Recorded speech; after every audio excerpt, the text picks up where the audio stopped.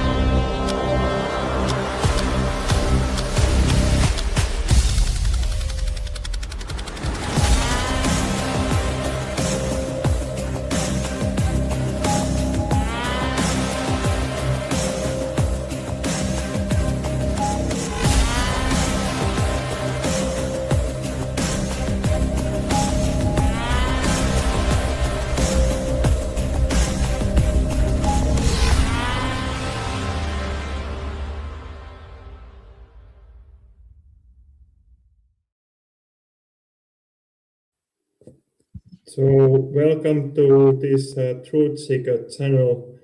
This time my guest is Bush Whisperer, and the name is Control Matrix and Fabrication of History. So would you like to introduce a little bit yourself? Yes. Namaste. Welcome, everybody. I'm Franklin. I'm the Bush Whisperer. I'm a local shaman here from South Africa, Cape Town. So I've been researching many things for the last sort of few decades. And one of the things that's close to my heart that I hope to sort of broach the topic today has got to do with the old world. I discovered it when I was 12 years old in an old set of encyclopedia. And it was an antique encyclopedia in my home, heritage, inheritance from my mom's partner, and came across this thing, Tartaria, in the encyclopedia. And I went to school to ask my teachers, and they said it never existed. I was like, so I thought we could start at that point and sort of look at how that is related to the control matrix as we stand today. Where shall we start? That sounds interesting. I'm just wondering, your microphone sounds a little bit like it's breaking a little. So you said maybe you have another one. I'm hearing echo through your side.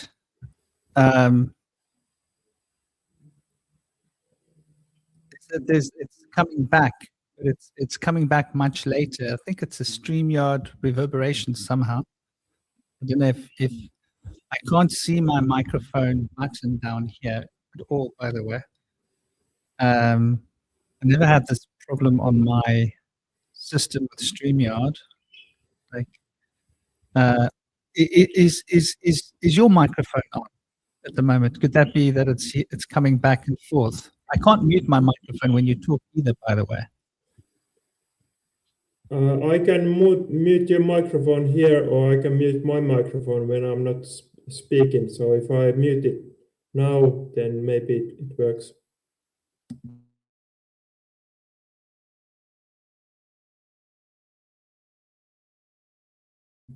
I mean, maybe you try to talk and I mute my microphone, then we'll see if it works better.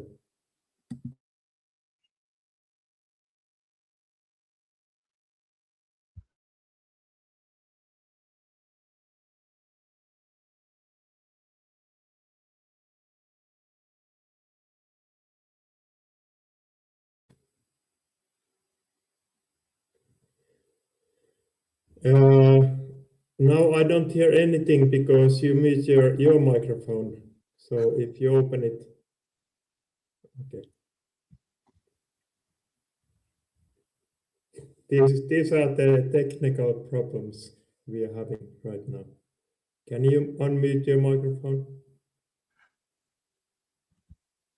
I was just listening and I noticed your voice was doing the same thing as my voice. So it must be a StreamYard issue. And I had my mic muted the whole time.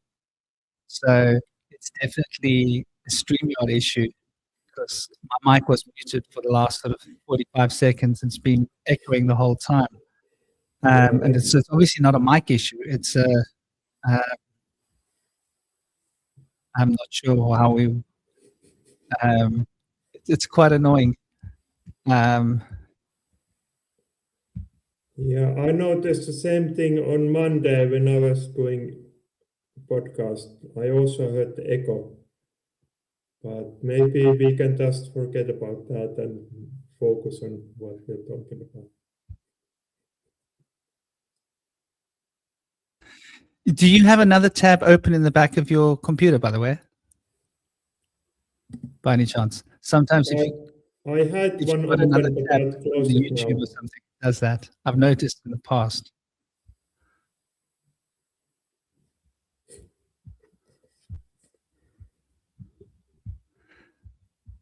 There we go. Is it better now? Yes. Okay. So I unmuted my mic. I muted and unmuted, and seemed like it's better. So yeah, starting off, the whole story that we've been sold in terms of our history doesn't seem to be very accurate, and much of what we've been taught in school, as we grow up and we start to research for ourselves, we notice that the wool's been pulled over our eyes. And why is it that so much of the work that Nikola Tesla did has been hidden from the world? Why did we learn about these alternative scientific ideas? And there are many others, like him. Keeley, for example, was a great scientist, came up with a lot of inventions and a lot of really interesting engines and perpetual motion devices. They all seem to have been hidden. And here where I live in Cape Town, which is the southern tip of Africa, you can see literally that there is evidence of flooding. So I can go to my local city on the southern tip of Africa, Cape Town, and I can go to one of the places where they're called Mama Africa, and I can sit one floor below the ground where there's a door and windows. They never removed the windows or the doors. Now, nobody builds doors and windows underground, which is clearly a sign of flooding, but there's no history in the archives of a big flood in Cape Town. And there are many buildings with basements that are similarly situated here in Cape Town. In fact, right here in Simonstown, you can find evidence of it. So there seems to have been some kind of a big flood. And I'm not speaking about the great biblical flood because the proportions don't seem to match. But there seems to have been something that's happened. And when we track it, it seems to be the end of the 1700s. There was a lot of stories about the Great Comet and a lot of eyewitness testimonies about fire across the sky and lots of fires burning and lots of fires in the US and, floods and crazy weather. One can only imagine that there must have been some kind of a mud flood. And there's evidence of it everywhere where I've been. India, underground temples. They tell us that they built the temples underground, but I'm walking around in these temples. And I lived in India for many, many years. And I spent a lot of time in India and observed the way they built a lot of their ancient monuments, because it was something that I studied very keenly. And I noticed that the narrative doesn't match the reality. And the same thing can be found in the UK, England, Scotland, everywhere where I went on this planet, I have found evidence of a mud flood. And why was it hidden from us?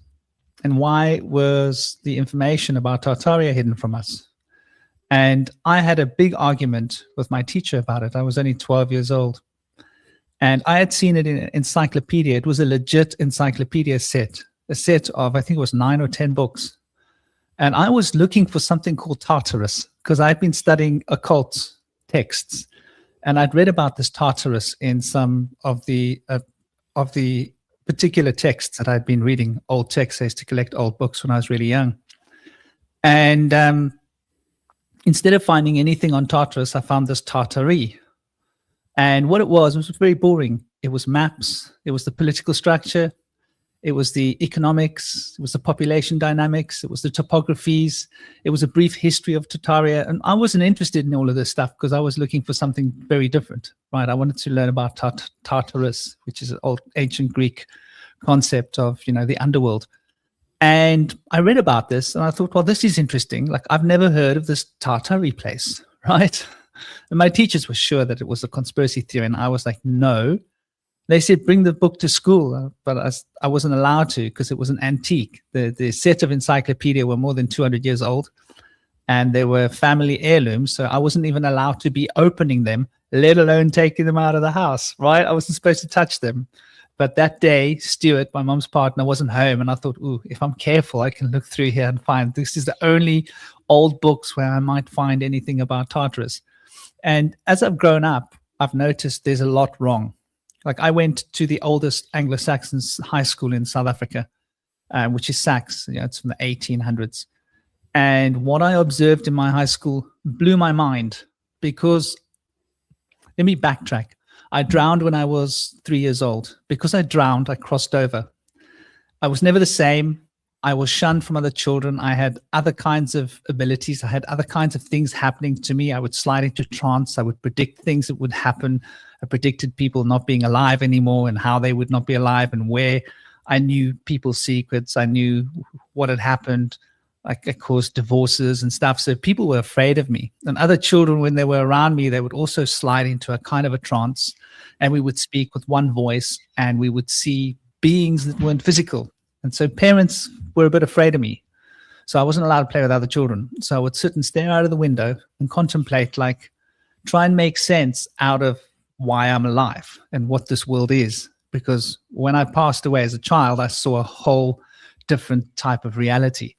And when you're a child, I drowned. So I didn't lose consciousness. I didn't go to sleep. It's not like one of those usual, life after talks where people are on drugs in hospitals. I was fully conscious and fully awake. It was very painful. It was excruciating.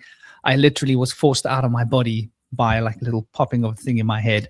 Experienced other worlds, other realities. The whole universe was inside out. I watched myself go to another place. I became like an adult because all of my memories were stripped from me. And then I was forced back into my body because I was pulled out of the swimming pool and resuscitated.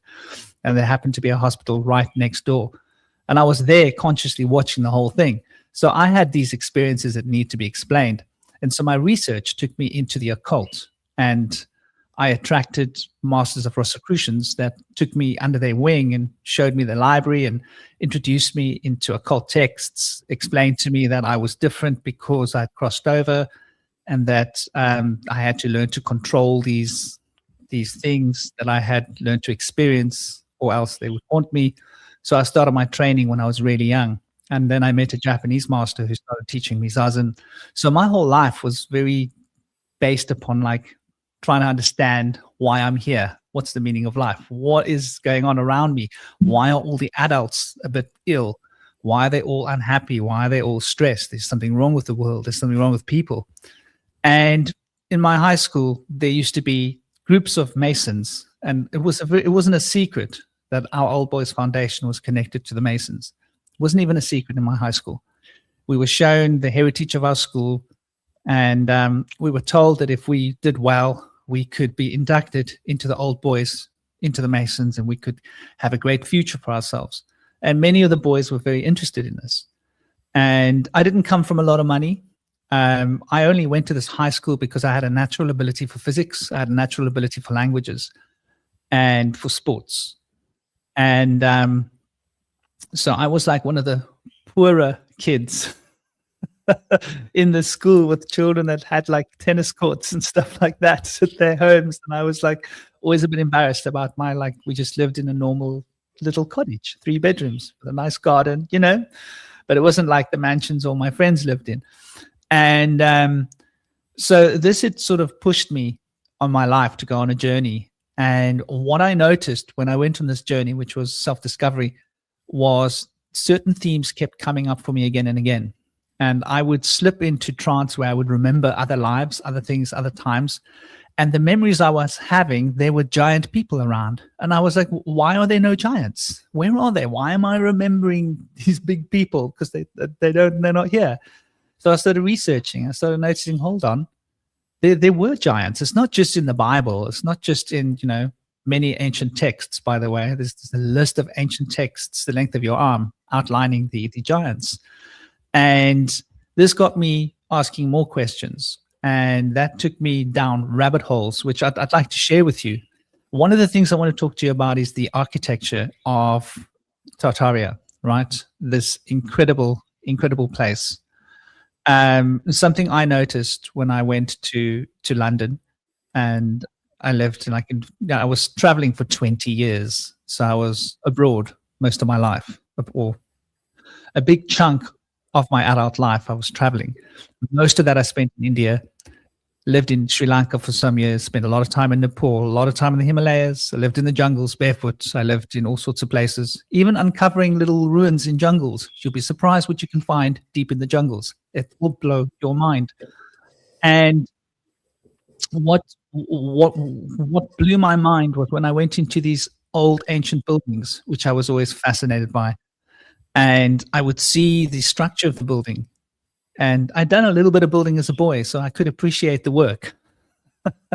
When I was 15, 16, my mom's partner, whose ancient books I had, his old encyclopedias I had looked at, borrowed naughtily, he had a building company. So I used to do some roofing work with him when I was 15, 16, 17, and worked with him doing roofing. So I had experience of building, and I could see like, this is not the kind of building that I've seen, right? You spend some time on building sites and you see the way we build, and I would look at these structures and I'd be like, this is not possible. You cannot build this with a horse cart. And the incredible acoustics, if you go into a cathedral and you sing, I'm a singer, I sing, I chant, I spend a lot of time vocalizing my voice. If you spend time looking at some of these cathedrals on the inside and making a sound with your voice, you will notice that the acoustics is so incredible. The mathematics required to build a structure like that is incredible. And the building has got to be but perfect. The only other place I have found such acoustics are in very ancient temples in India, where I noticed that if you would sit in particular places and chant, your chanting would come back at you in waves. You would feel them bouncing against your body because like the sound would somehow be concentrated and focused back onto you. And these ancient temples, you can find them in the north of India. And so they had this knowledge in the ancient times, and it's all been hidden from us. And the question is why, right? Like why would they hide our heritage from us? Why would they hide the fact that we had higher technology in the past, possibly than what we have now? If we look at the pyramids, if we look, there are some 1,000-ton single monolithic stones, Ethiopia, for example, that people can't account for, right? We've got cranes that can move like 250 tons, 400 tons, 500 tons. 1,000 tons is a lot of stone. And if you've got a single piece of stone, 1,000 ton, how do you justify moving it from a quarry 50 miles away? It just doesn't make sense, especially if you're using horse carts. And one of the things that really wound me up was when I was in high school, I quit art because of it. My art teacher wanted me to do art because apparently I was quite good at painting. I didn't think I could do art. I didn't think I was very good, but she liked the way I played with color. And I just thought, I'm just messing around. I don't think it's very good. But she really tried to keep me. And I said to her, look, I can't do history of art. I'm sorry. That nonsense about the pyramids has turned me off art, because they wanted us to believe that the pyramids were built by people with rollers. But the stones, we're talking about 50-ton stones, 100-ton stones, some of them, right? 80 tons. And my logic was like, no, I'm sorry. You don't carry such big pieces of rock on rollers with donkeys. It's just not viable. So there's been a lot of ancient information and knowledge and secrets that's been hidden from us. And I got access to quite a lot of this knowledge in the Rosicrucian schools. Because I was inducted into mystery schools, this was before I became a shaman. I had a natural ability. So if you've got a natural ability, they want to bring you into their fold, right? They want to bring you into their circle. And even though I wasn't formally a Rosicrucian, I was inducted in as a young boy because it was explained to me that you have what is called a materialization body type, and people like you are valuable. We need people like you in this fraternity because you have the abilities that we're all trying to develop, because you drowned. And most of us, it was explained to me that they do mock rituals, which is pretending to cross over. But like when you actually cross over, it's a very different experience. And so they had guided me along the lines of reading books and provided me with a lot of reading material, which blew my mind. And I was like, how can this information be out there, right? Because everybody else doesn't know about it. And they explained to me, well, the information's available, but it's secreted, right? It's random little published press with a random little book that doesn't actually describe what the book's about. It's such a weird label on the book that not many people are going to be interested in it, except those that have been told to look for that book with that cover, with that label. And when they open it, what has got inside it is not what you expected.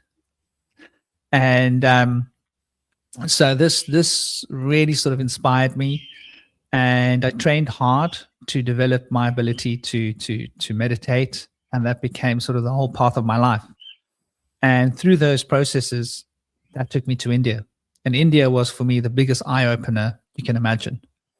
Because those temples, you can spend hours just sitting, staring at the wall, literally. Because the wall's made out of little men. And you can stare up and the wall's made out of little men. The entire building is made out of little people. And it blows my mind. Like, how did they do the architectural structuring? How did they get this whole building to stand up there? And it's made out of little men, and little figures and elephants and, And I think that we're living in an age now where a lot of this information is coming out. And, with the Epstein files, right? And I don't like to call them the Epstein files because I think that's a woke personification, and they're trying to make it about one man in the past, right? Instead of it's about one man that happened to be at the center, the nexus of a group. And that group was powerful people, politicians from every country, Supreme Court judges, Hollywood's who's who, producers, directors, actors, people in media moguls, and also, you look at his girlfriend, you look at his involvement with intelligence services in Israel, his Mossad connections. When you start to notice, this man is at the hub of a very secret society. And a lot of these documents coming up are actually very specifically outlining his lodge work and his knowledge of the occult. And that knowledge of the occult isn't just randomly achieved, right? Like, one has to be somehow inducted into that knowledge. And this is, I think, giving us an insight into something that's been considered a conspiracy theory for many years. But now we've got a lot of evidence tying a lot of very rich and very powerful people into a secret cabal. And the secret cabal is connected at the heart. We look at our information, for example, all the great universities, it were the Rothschilds that funded it, right? Without the Rothschilds funding, PhDs and doctorates wouldn't exist today. So the funding started at the root level, education. They started changing the way people thought. There are even archives where you can find old school ledgers and photographs where there are women in the classrooms in the 1700s. And then there were letters sent from the deans to other deans in the archives that students, historical students, look at them and they come, this doesn't match the history. Where this dean is explaining to the other dean, this is the strategy we're going to do to get the woman out of university. It's almost like they wanted to create a man-controlled society because they've been wanting to play the sexes off against each other. And we can see this in, you look at Edward Bernays, the father of propaganda and advertising as we know it, that helped the big cigarette companies to get where they were. And then his knowledge, which was really gained from his uncle, who was Sigmund Freud, was thus propagated and used in advertising, which is now basically a huge part of our world. And so they've hidden all of this stuff from us. They've controlled our societies. They've controlled what we think. They've controlled our education systems. They've controlled the legislation, right? Because if you can control the education system of how the lawyers get trained and how the lawyers that are going to become judges have been trained and indoctrinated and mind controlled in the schools, because let's face it, we learn far more about how to behave in school than actually how to think. We learn about how to repeat what we've learned, repeat what we've read. There's not much integral thinking in schooling, unfortunately, and you don't learn the skill set that you need. You don't go to school and come out and learn to create a business. You don't learn how to file your taxes. You don't learn how to, how to keep your body healthy. You don't learn about nutrition. You don't learn any of the important stuff that you need to know. You come out of school dumb to most of that stuff, and then you get an expert to do that for you. You get an expert doctor to look after your health. You don't know what to eat? It's fine. There's an advert to tell you what you feel like eating, you know? And so we've been sort of mind controlled from every different angle, every level. And a big part of that has been reshaping our history, removing our true history. When you take history away from someone, you take away their heritage. When you take away their heritage, you take away their potential towards discovering their roots. And discovering their roots gives you a sense of who you are in this world. And if you know who you are, you become empowered. And if you're empowered, you cannot be controlled and manipulated into a political hegemony, which is what we've got. And it's pretending to be democracy, but I don't think democracy is really awake in this world. Yeah, it sounds very interesting. There's a lot of things that I was thinking. Well, for example, this thing about the pyramids, and I read some theories. They say that, well, obviously people use the power of the mind, like this telekinesis, to move the stones. So, what do you think about that? Like, have you found any evidence of those things also in other parts of the world than just Egypt? My first experience of that was with Shion Chris Thompson, and he's a master of karate. And he was my teacher when I was 12. He taught me Zazen. That's where I first learned to meditate.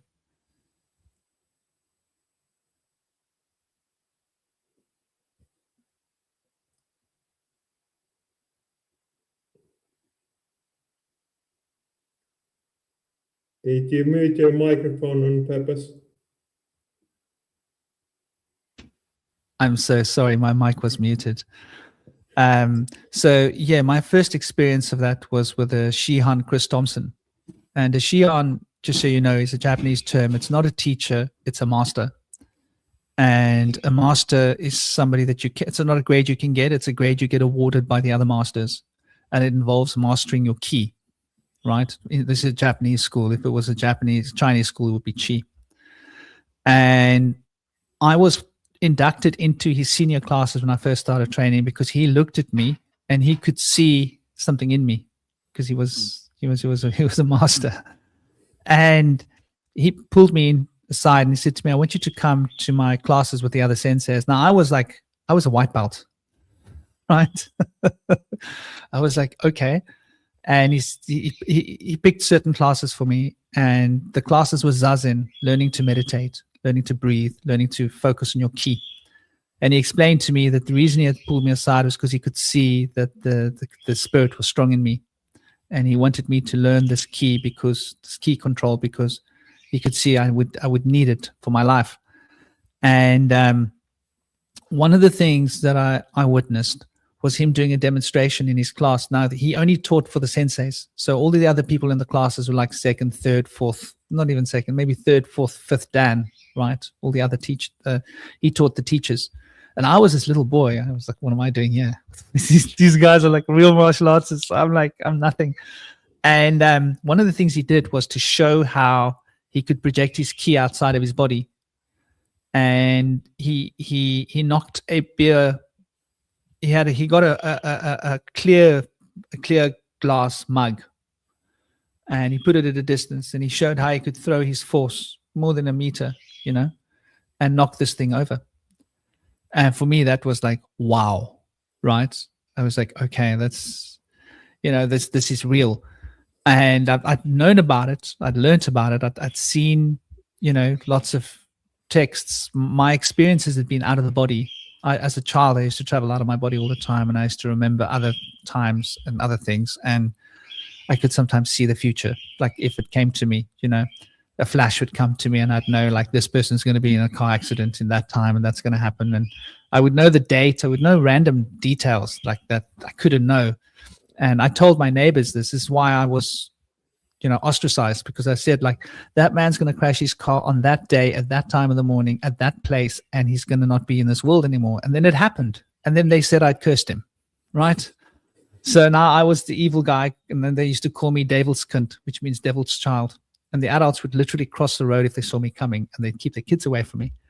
So I obviously had experiences of the world not being what it seems as a child, but this was where I saw someone who could control it, right? He could literally control that energy, that power. And so I trained hard at my martial arts, obviously. There were times when I experienced that as well, not by choice, just happening, right? By accident, where I did something that's not possible, right? You know, like I can't do. Like there was one time when we were playing in the change room, and a bigger boy came at me, and he lost his temper because we were playing the fool, and he came in and attacked me, punch, and I block, and out of the blue, I hit him with ki, and it lifted him off his feet, and he traveled about 10 foot, 8, 9, 10 foot, and then he bounced off of a wall onto the ground, and I was like, oh my God, what happened? And everybody was like, what just happened? Because like I shouldn't be able to do that with a bigger boy than me. And so I was a little bit afraid of it, to be honest, because like I couldn't, it would sometimes just happen. But to see a man who had that mastery was incredibly inspiring for me. And that's actually what started my meditation career.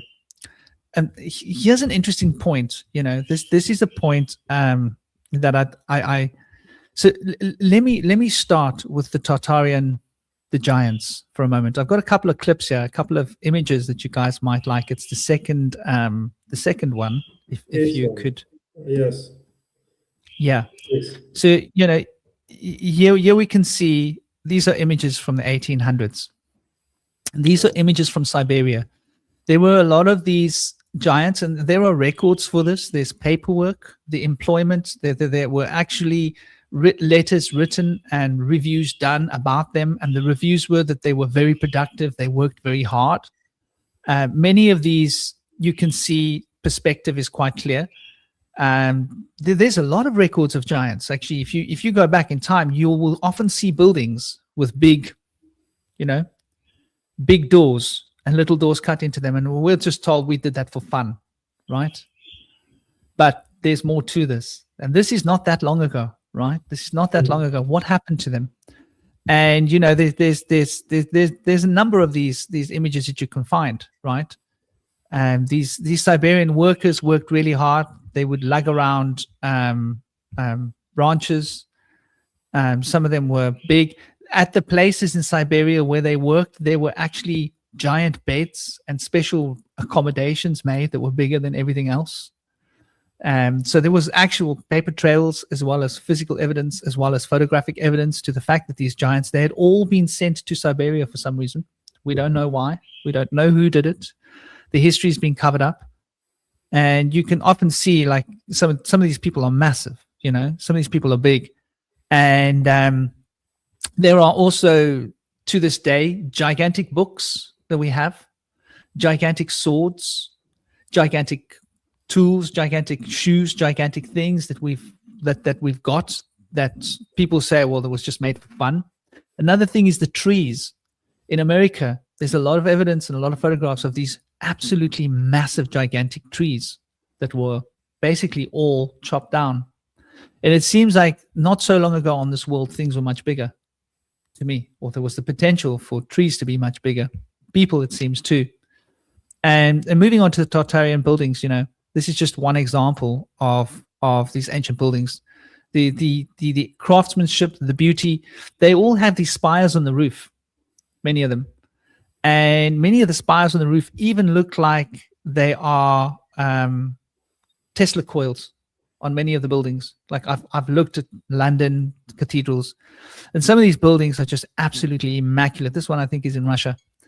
And to imagine building something like this with a camel, with a horse cart, without technologies is beyond anything you can imagine on dirt roads, right?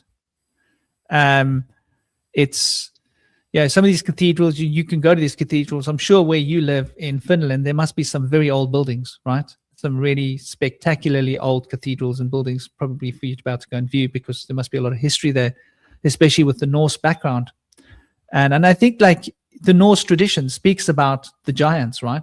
And now we're supposed to believe that these are just myths. But actually, maybe the Norse, along with the Sumerians, along with India, they also speak about gigantic beings. Along with many of the scrolls, there's the book of the giants called the Oglia. There's versions of these books in Syrian, in Persian, in Arabic, in ancient Greek. The Hebrew version we know well, the Nephilim and the Anakim. I mean, everybody's talking about that. And a lot of these buildings seem like there's something that's been hidden here. And if we look at them, I think they've lied to us about the age of the buildings. Here is an example of an inside amphitheater of a cathedral, which is just, if you look at this, like, how do you build that? I don't even know whether we have the capacity to build these buildings the way they built it today. Because of the acoustics, you've got to take so much into account. There's no trial by error. It wasn't built and then there's an almost good one and then a better one and a better one. They are all built immaculate and perfect, and the acoustics is just perfect in these cathedrals. Whoever built them knew what they were doing, and they had learned over centuries or thousands of years, however long it took them to learn that level of craftsmanship. They just vanished. And there's quite a lot that we I think we can gain from this when we look at it, that gives us an insight into the levels of technology. Now, you spoke about telekinesis, and there are these ley line energy currents on the earth, right? And a lot of modern science will say, well, ley lines don't exist, right? Like we have no scientific evidence of ley lines existing. And I actually went to go and take a little look to find some articles that speak about this. And then I'll give you an insight into like what ley line energy is and why it's so incredibly important, right? In gardening, for example, I was a coordinator of the Festival of Life in England, which is one of these sort of top raw food vegan festivals. And I became very closely connected to the Permaculture Association in London Society. And obviously, there's a lot of knowledge out there. If you were to take long rods of wood and you coil it with copper, right? And you root this into the ground where you're growing your food, right? And you make aerials, that affects your plant growth considerably. And I've seen people doing demonstrations, right, in London, showing like, okay, look at this garden with the copper coils, and over there's a garden without it. And the difference is marked. These plants are bigger and healthier. Those plants are not. They're getting the same water. They're on the same system, irrigation. There's no reason for these plants. And so there's quite a lot of people out there on the web, and you can find out about it if you want, if you're growing plants, how to get the maximum tilt. And this has got to do with the energy, the electromagnetic energy running through the earth grid, right? And this electromagnetic energy is interfacing with the energy in the air, right? So I think like at the top of a building, I think you're hitting like tens of thousands of volts. I think it's 100 volts per meter, right? That's what I believe it is, 100 volts per meter. So where we're standing, it's like we're in the 200 volt range, close to our heads. This is like the electrical potential in the atmosphere. And when you go up like, 30 meters, you're looking at 3,000 volts, right? And some of these buildings are like big buildings. They're much bigger than 30 meters. 30 meters is what? 3 or 4 floors? So imagine a building that's 8 or 10 floors high, right? And or 20 floors high, like some of these incredible buildings are. And we've got to understand that there are levels of the building that are underground. And there's a lot of underground networks connecting these buildings. And this has been documented. You can even find it in the archives. And they are usually locked off. They are usually closed off. I've gone to try and get access to some in London. No, you're not allowed in there. Why? Health and safety. That's their excuse. Okay, fair enough. But there's definitely a lot more going on under the ground than what we know about. And they tell us in our films. James Bond, Where does James Bond go? He goes to the London Bridge, and there's a special place where he drives in, and there's an elevator that goes down in his car, right? He goes down under the ground into some secret network down there under the ground, and they've got underground things. And they're even telling us in our films, right? Because, you know, it makes sense. If you were going to have a security place for national security, you would want it underground because it would be in a bunker, naturally. Because in the event of a war, then your intelligence would be safe, because that would be necessary for your deployment of your troops and your you know, whatever. These days it would be drones. So I do think that understanding these buildings is quite a big step, and looking at the energy that is running now. This energy is a combination of different elements, right? On one hand, you've got quartz. Actually, it's a silica.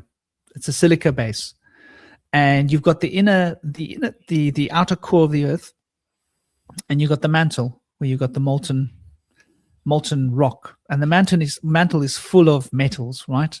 It's full of iron. It's full of radioactive radium and various different kinds of metals that are discharging radioactive energy, producing heat and energy, and you got metal, which is moving in high heat under extremely high pressure. And this is grating against the core of the earth, right? And let me pull up some slides. And I've actually got a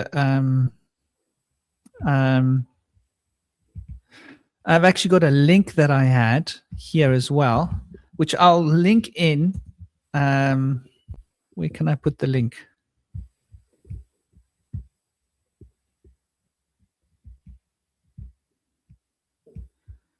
I don't know where I can put the link. Comments. There we go. So maybe I can put the link down here in the comments. Can I? Yeah, you can try. You mean it will come then after we finish? Yeah. I don't think I can. What about this? But yeah. It's all good. If you could put one of those. Like this. Yeah. Okay, so like here we've got an idea of. So this is one of the publications that I linked in, but you can go and find it for people that are interested. You know, it's AGU Publications, Journal of Geographical Research, authors by Richmond and Casson. Sorry, I don't know what I did. I accidentally touched the screen, the mouse. Casson, and they're discussing the whole atmosphere response to changes in the Earth's magnetic field and the vertical coupling, right, between the thermosphere and the troposphere, and just exactly how this works. And so if we look at it more deeply, you could say that the Earth's magnetic field, the upper atmosphere, in various ways, it influences the conductivity in the ionosphere, right? And the ionosphere, plasma transport processes. So there's actually a transport system of plasma moving between the Earth and the ionosphere, or electrical potential energy moving, that is being turned and changed and transformed. Plasma is moving between the magnetosphere, the ionosphere, and this is what's coupling the ionosphere and the thermosphere to the solar wind, to the magnetosphere, right? And this is mind-blowing, right? So the solar wind is coming from the sun. Now, the energy is leaking out of the Earth, but it's leaking along very particular pathways, right? And there are these networks of force lines that are specifically geomagnetic field lines, right? And this is created by the friction produced in the mantle with the magma against the outer core, where there is a silica deposit. And the silica is pushed out. There's high pressure, high heat, and silica is highly piezoelectric. And the silica has water with it. Believe it or not, water inside, underneath the molten. It's quite mind-blowing when you think about it.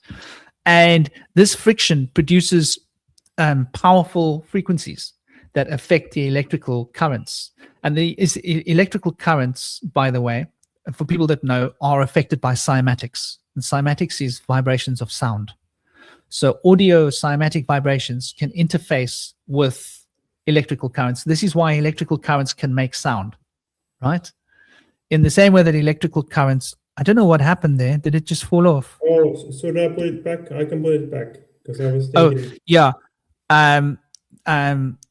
These field lines connect the ionosphere to the magnetosphere. So I'll just run through this quickly, and people can take a look. So there is the paper, which is really studying space weather and magnetism and how it affects the magnetic field. So the Earth's magnetosphere is 100 kilometers up, right? And it extends for several hundred kilometers. And here's the interesting thing: the compression created by the compression that's created by the solar wind compresses it down to about under 10 times the radius of Earth, right? But when the sun isn't there to compress it, it's 1,000 times the radius of Earth. So while the sun's above us, the magnetosphere is compressed to 100th or less, between 100th or 1/200th of its size. And at the back end, the tail end, it expands. And so the expanded part is what we call the night side, the tail end of it. And so there's this powerful energetic shift happening with the sun. This is why the ancient Egyptians worshiped the sun, because the sun and the inside of the earth are interacting, and this is causing plasma discharges. They also have lots of other theories out there relating to different kinds of frequencies of light, right, that actually penetrate into the earth, cosmic rays and other sorts of rays, because the visible light spectrum is a very, very small spectrum. That's like 300 to 800 nanometers. But we're talking about a huge electromagnetic spectrum, what we call light. So everything is electromagnetics. Light is electromagnetics. In fact, if we look at matter is also the same thing. It's just a different frequency. And the different frequencies are what regulate it. Like, why were the alchemists turning lead into gold? Well, you only have to shift one electron from one thing to another thing to alter the lead, and you can turn into gold. And no, they weren't trying to create gold. They were making ormus. And ormus is a very special monatomic gold that can be used to change the gravity of substances. So if you had ormus, you could move big rocks to build pyramids, right?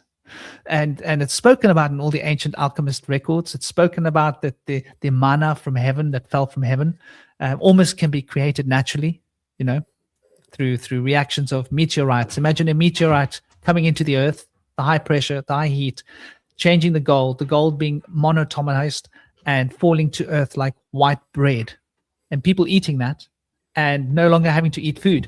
And it's been said to be able to extend people's lives. This is why we have lots of ancient stories of people living very long lives. If you look at Sumerians' king lists, we're talking thousands of years. How can a human live thousands of years? So, there's a lot out there that have been kept from us. So these currents moving through the earth, they're called telluric ground currents. They are semi-permanent. So now we're talking about ley lines, right? We're talking about electromagnetic field currents that are running through the earth. They're semi-permanent. The intensity and direction can fluctuate. The sun has a huge effect on them, right? The radiation, because both the earth is a capacitor and both there's currents going in, and partially because of the solar wind compressing the magnetosphere. And this is affecting the discharge of all of the plasma. And the plasma, for those of you that don't know, it's like it's another element. It's not a gas. It's not a solid. It's almost pure energy, but it has mass. It's something that scientists are really breaking into now. They're trying to get a better understanding of what plasma is. But this discharge of plasma through the atmosphere is really an important process for the sun's solar wind to be coupled to the magnetosphere, to the ionosphere, to the various different bands of the atmosphere, right down into the earth. This is why lightning happens. right? Lightning is a discharge of these energies that build up because of repolarization of electrical potential in clouds. And that repolarization means that builds up a potential up there that's got to be released. And then the earth and the cloud together create the release, like a spark, which comes from both directions. So and another thing to understand is, the friction.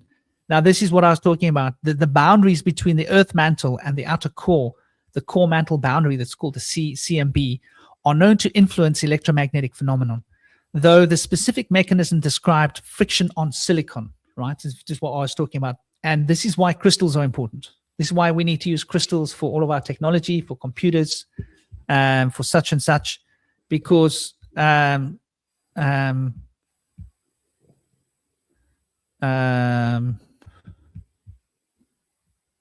sorry, I got the so the silicon is acting as like on the boundaries between the core and the mantle.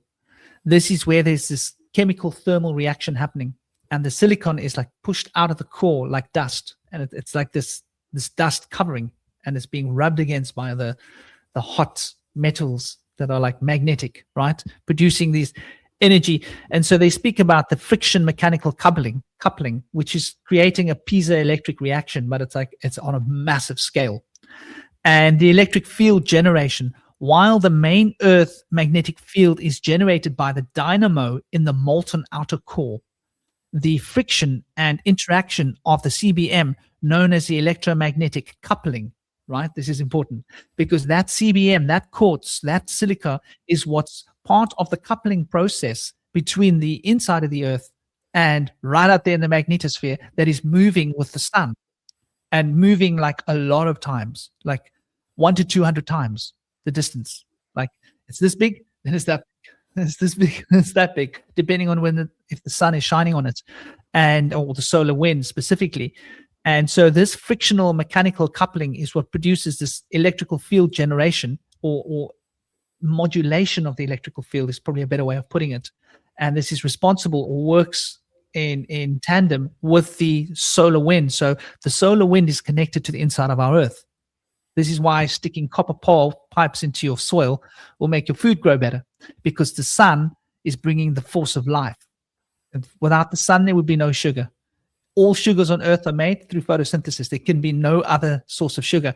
And that sugar is taken into animals' bodies, stored, and then we eat this or we eat that. Wherever sugar is crystallized sunlight. So plants are like alchemists. They alchemize the energy of the sun and turn it into little crystals that they can then digest. And we then eat them to get these little crystals, which is little crystallized pieces of sunlight, prana, life force, energy. And that gets released into our body, and it gives us the energy of the sun in our body so that we can generate heat and have a metabolism. So this is like interesting when we look at how the bioelectrical body works in relation to this, process that's moving through the earth. And so it's called the silicate dynamo. This is what it's called by the scientists. And in the earth, the studies have suggested that during the early hotter stages of the earth, this was generating the field. So this was before the mantle had completely solidified. And so there were different frequencies then. So what we're suggesting is that maybe in the old times, things were different on the earth, right? Now, in a lot of our ancient stories, it says that the Great Flood was caused because water came out of the earth. So if that had crystallized, a lot of water would have come out of the earth. Think about it. And this could be like part and parcel for why we'll find like some places where the coastline is 200 meters lower than what it is now, hundreds of meters, like down there, caves. We found caves down here at Cape Town, very deep, with Bushmen in it, 200,000, 150,000 years old, with fireplace intact. So it was protected in the cave, the fossils. And they could date it, obviously, because it was, it was burning carbon, coals. And so anyway, this friction can cause the water-bearing silica. It's called stishovite. Yeah, stishovite. I don't know if I'm pronouncing it right. In the deep mantle, and this can actually get tuned in to become a super ionic state where hydrogen atoms, right? Hydrogen atoms, we're thinking fusion, cold fusion, right? Or atomic reactions, move fluidly with the rigid silicon oxygen lattice. So these hydrogen atoms are rubbing across them. They're not quite breaking, but they're releasing the energy and the potential of the hydrogen atom onto these silicon lattices, and leading to high electrical conductivity and potential electrical heterogeneity, which is local electrical fields. So you've got all these electrical fields being generated in the earth, and around this, there's all these molten metals, and it's generating this electromagnetic field. And as we saw before, these fields are semi-permanent on the earth's crust, right? And here's where it gets really interesting.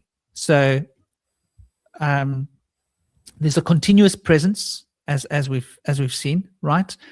The diurnal characteristics, the movement, but where it gets interesting, if you read below here, the influence and conductivity, the strength and path of these currents are determined by the electrical conductivity of the ground. Okay, interesting. Meaning they tend to follow geological structures. So these lines of energy are moving on the earth, and geological structures, faults, mountains, hills, or a big superstructure that's been built that's got a metal rod running into the earth that could be mimicked by humans. Now you start to understand what these cathedrals are, right? Consistently allowing the so the geophysicists are trying to map this energy on the surface. Now, typically science doesn't believe in ley lines, but when you compare this information and research to what we know about the mythical stories of ley lines, you go, okay, so this is affected by structures, geological structures, and the geological structures have quite a big effect on them. Now, there was another one that I wanted to show you where I clipped where they speak about water. It's affected by water, right, in a big way.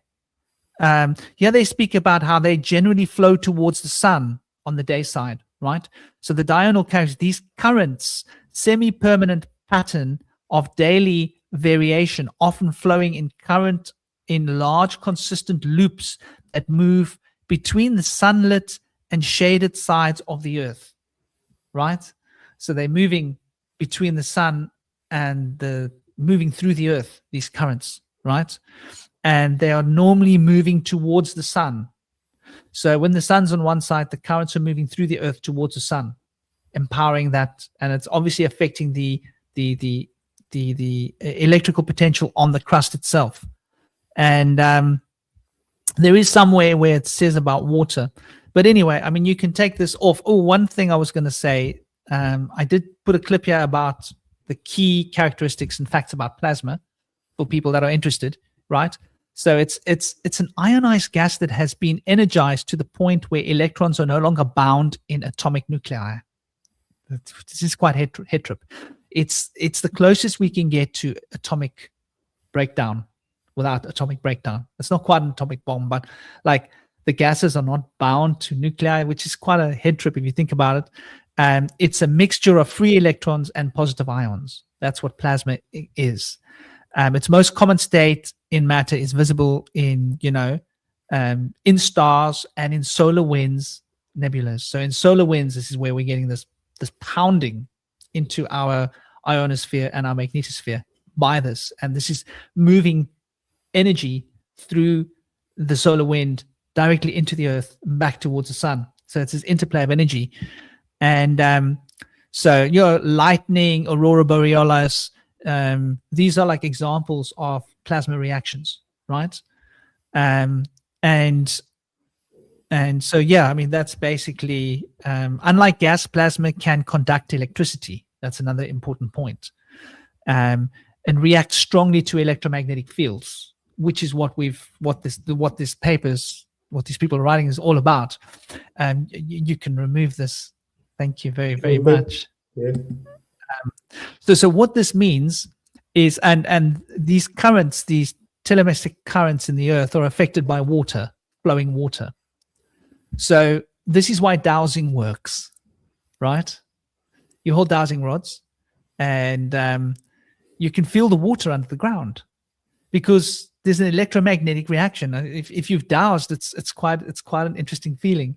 The more you do it, the better you get at it. Like, you take off your shoes and you can actually feel the water through your feet if you practice it quite a bit. It's quite interesting. I lived barefoot in the jungle, so I never wore shoes for like long periods of time, for like a year and a half of my life. And that was in Sri Lankan jungles where it was warm. And I was training. I was living in, deep in the jungles, far away from everything and everyone.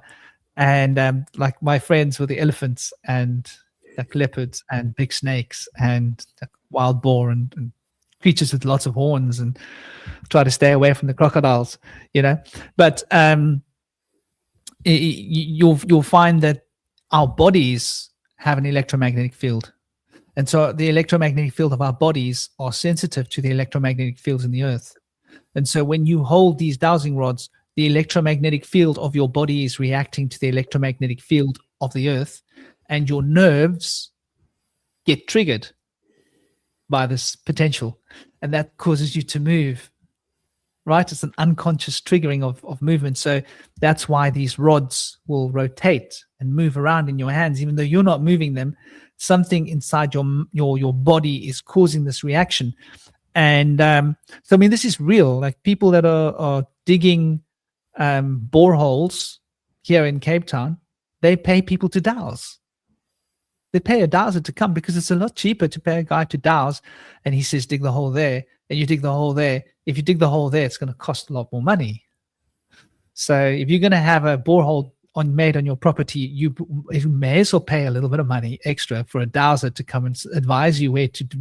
And then you tell the borehole company, dig the hole there, because if you dig the hole there and you pay like 10,000 euros and you don't get water, then you're going to have to make another hole. It's another 10,000 euros. You know what I'm saying? Like, this is the reality of it.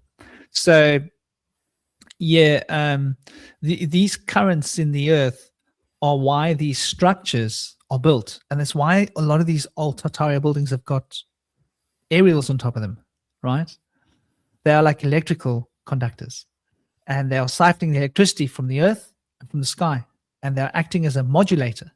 And I mean, I don't have specific information. There's a lot of people with theories about it.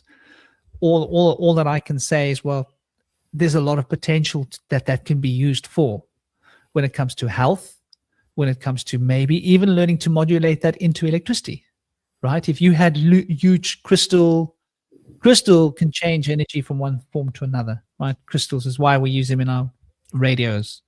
Take a wave, turn it into a different frequency, and we can turn that into sound. And so a crystal is like a really interesting thing because it's got a consistent 60 hertz vibration, and it's piezoelectric. So any current you put onto it, it reacts with an equal current. So that makes it a modulator. That's why we sort of, I suppose, have Silicon Valley making computers, because these things have got to modulate. They have to be able to receive information and give information at the same time. And now, how does this relate to the Tartarian buildings? Is that these buildings seem to be put on places where there are particularly high fields of electromagnetic currents. And there's often water, underground water, that you can find and you can track. And so it's very interesting. Very often they're near rivers. And what you often have near rivers is underground rivers. It's very common, right? Because the water's coming there.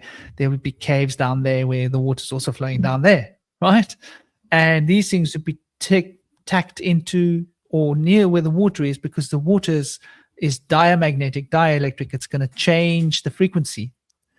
And, this is why I think a lot of these older buildings were here. I think there was a greater purpose to them. And our technology has been hidden from us. It's all been militarized. So we don't get access to know the true potential of our technology because, it's monetary, it's monetized, it's militarized. And big companies own the patents, and they don't want us to get the patents because they would rather us pay money for something else. I mean, imagine there was such a thing as free energy, right?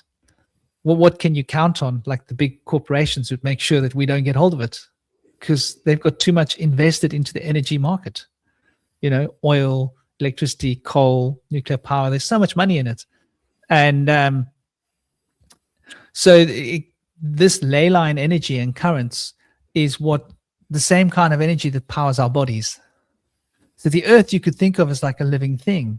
It's got these same living currents of energy that we have running through our bodies, which generates our electromagnetic field, and our heart beats and the pulse of our heart. So if you look at what your blood is, it's a plasma of iron, silicate, different things. The red blood corpuscles, for example, red blood cells, they rub and generate energy, electrical potential in the body. People don't know this. This is why the red blood cells are so important. The white blood cells, as we know, they charge up with energy, and they become so charged with energy that they're like little magnets. And if there's a foreign body, they will attract that foreign body towards it, and they will just lock into it and become inert. And then that will be, expelled through the body, through the urine or sweat or however it's coming out of the body. And but these red blood cells actually have platelets, and these platelets actually have effects. They remodulate and change the frequency of the electrical potential running through the blood, and the blood is full of electrical potential. It's one of the reasons I believe that those cabals practice sacrifice, like the dark magical cabals. People don't believe it's real, but it's real. I could tell you stories of things that I've experienced. I used to sit on the mountain at night when I was young and meditate, and I'd climb alone in the dark, and I'd see these people coming past, dressed in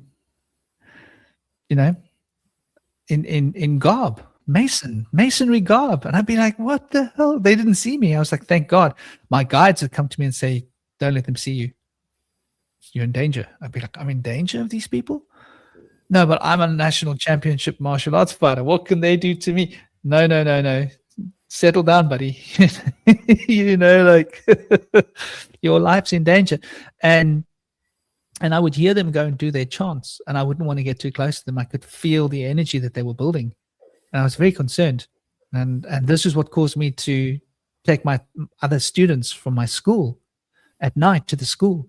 And I'd say, tonight is a special alignment of planets, and it's a special solstice calendar event. Just come and sit with me and watch. And they'd come and sit with me and watch. We'd hide in the dark. I'd say, wear black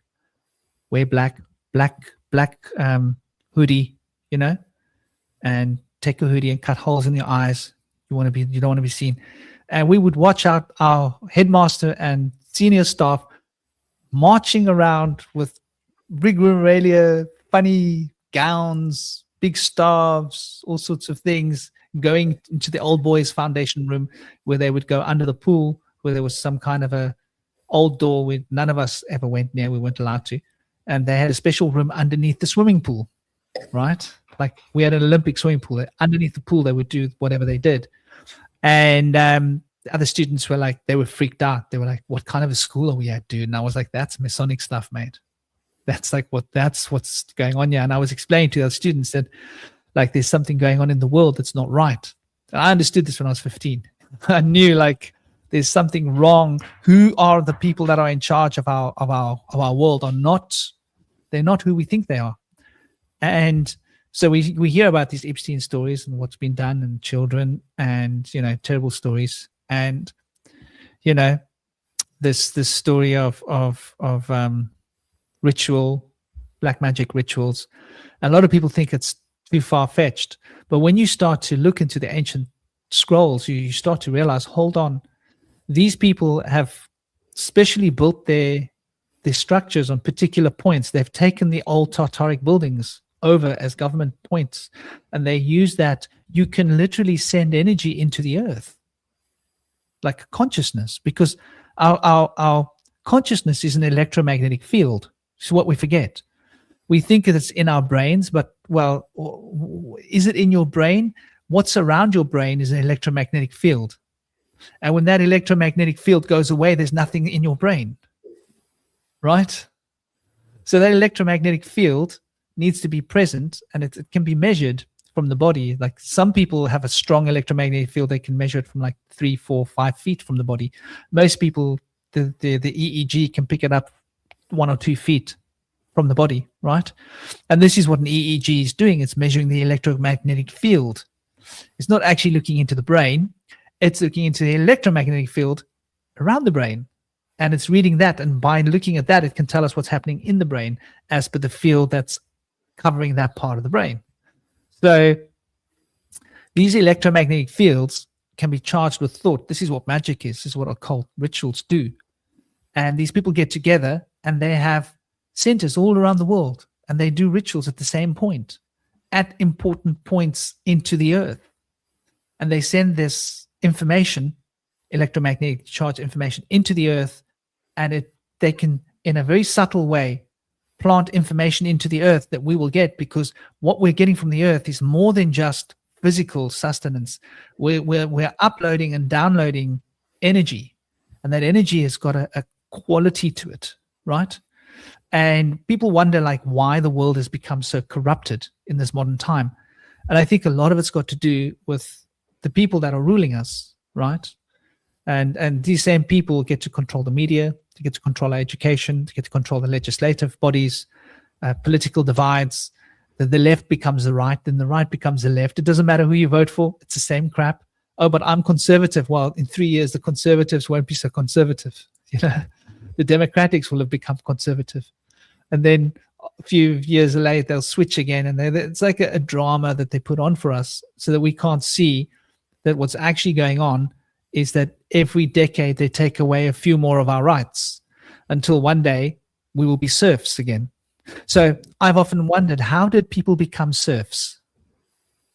And what is the thing that we've, during the arm prick adventure, right, that happened in 2020, where they wanted everybody to be, arm pricked.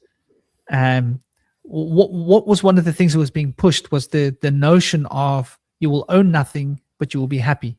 And this was a slogan that we heard repeatedly by many of the people from the IMF Foundation and the people like, the top financial people. And these are important people. People go, oh yeah, it's not important what he said. Actually, do you know who this guy is? Do you know how much power this guy has to affect financial course of our life? And a lot of jobs have been lost. So Tesla is upscaling robotic production. That's how Tesla makes the money they make, is because they're able to make robots at a scale that nobody else can. And so the amount of robots that are being manufactured, and in China and everywhere around, are incredible. And I don't know if you saw recently, China released the T4. Was it T400? I don't know if you're aware. New robot, I think. Yeah. Something.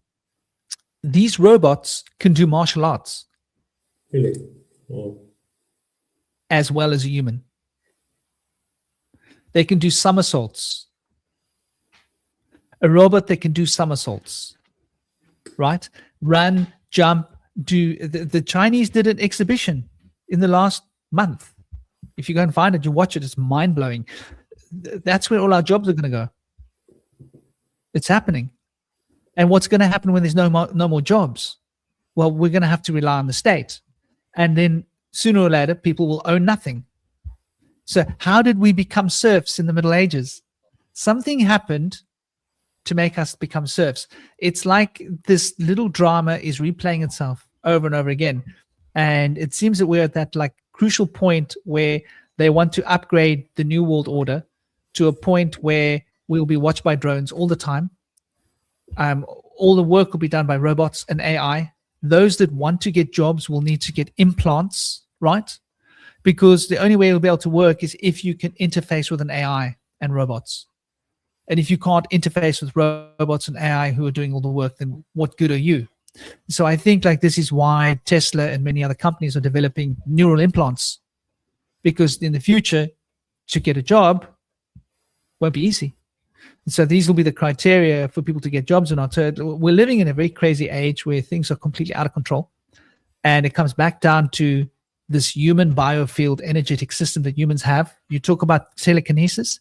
We have the ability to do telekinesis, all of us, but we've forgotten it. And our brains have been dumbed down, and our perspective's been dumbed down.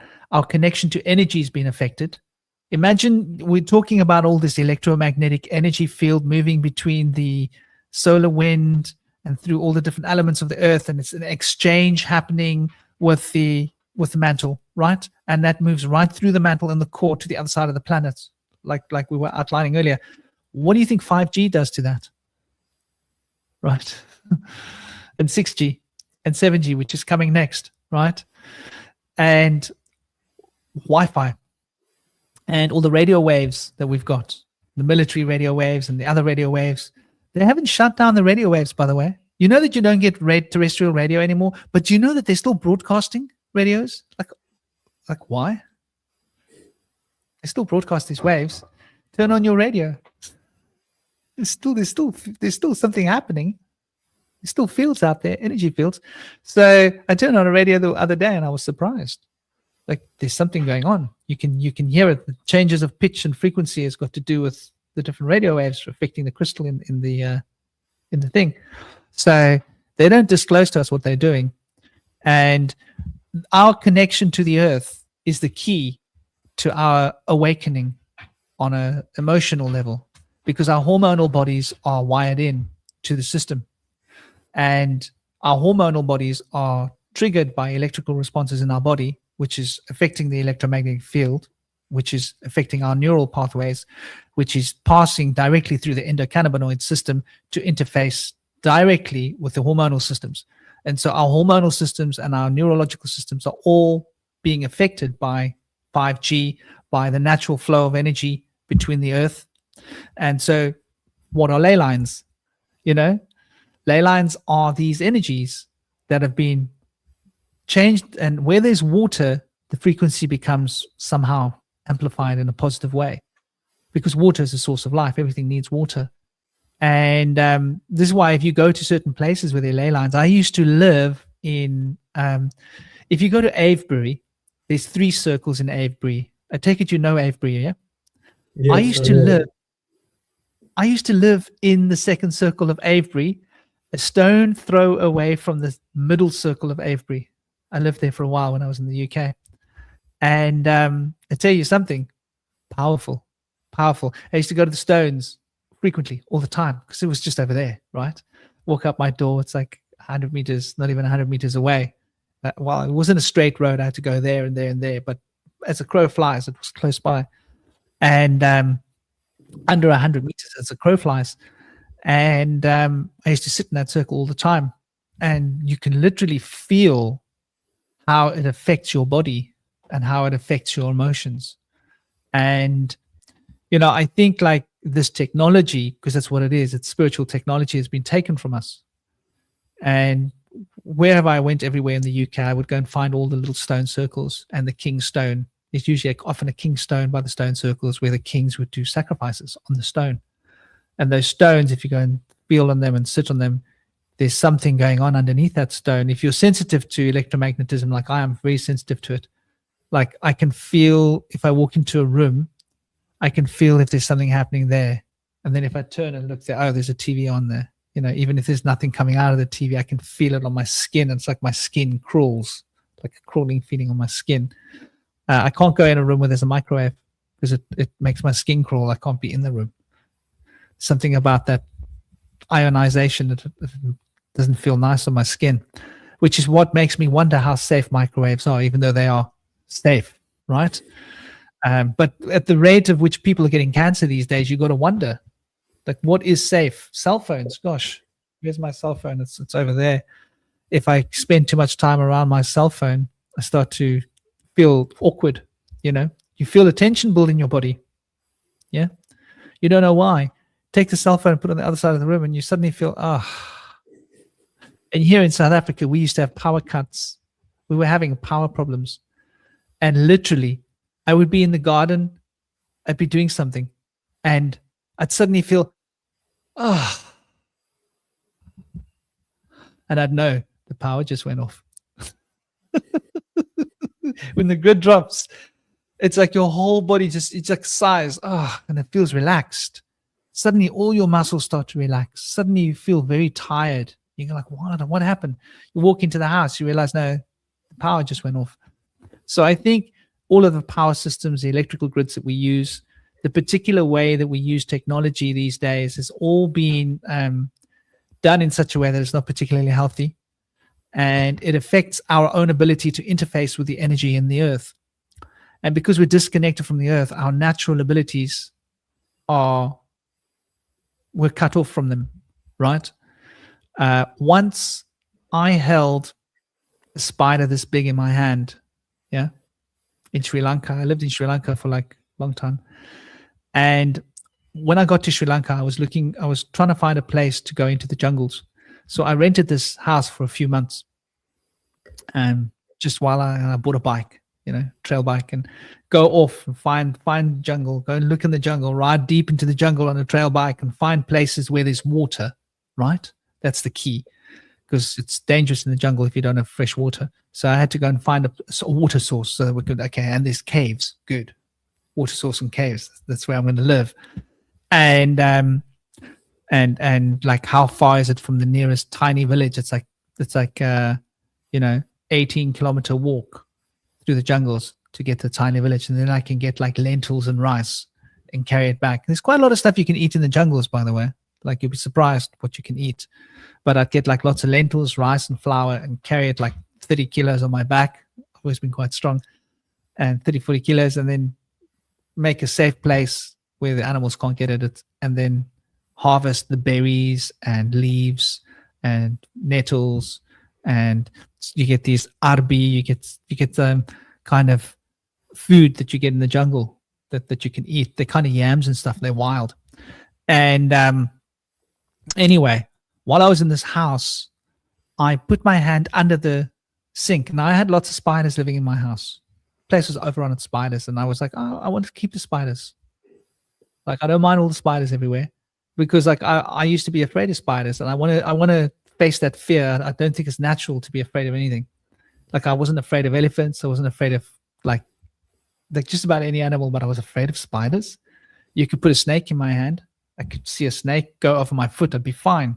But if it was a spider, I'd feel afraid. I was like, that seems like there's something wrong with me, And one day I put my hand under the sink, and I thought I was grabbing a cloth that was in a ball. And I pulled it out, and I felt this legs opening up. And it was like a ball this big, a coiled up spider. And it was black and hairy. And instantly I like did that, and I jumped. Now, in the kitchen where I was living, there wasn't a ceiling. And the first thing I noticed when I jumped was like, I jumped so high, I almost bumped my head on the ceiling. I jumped higher than higher than my head. And I didn't even make an effort.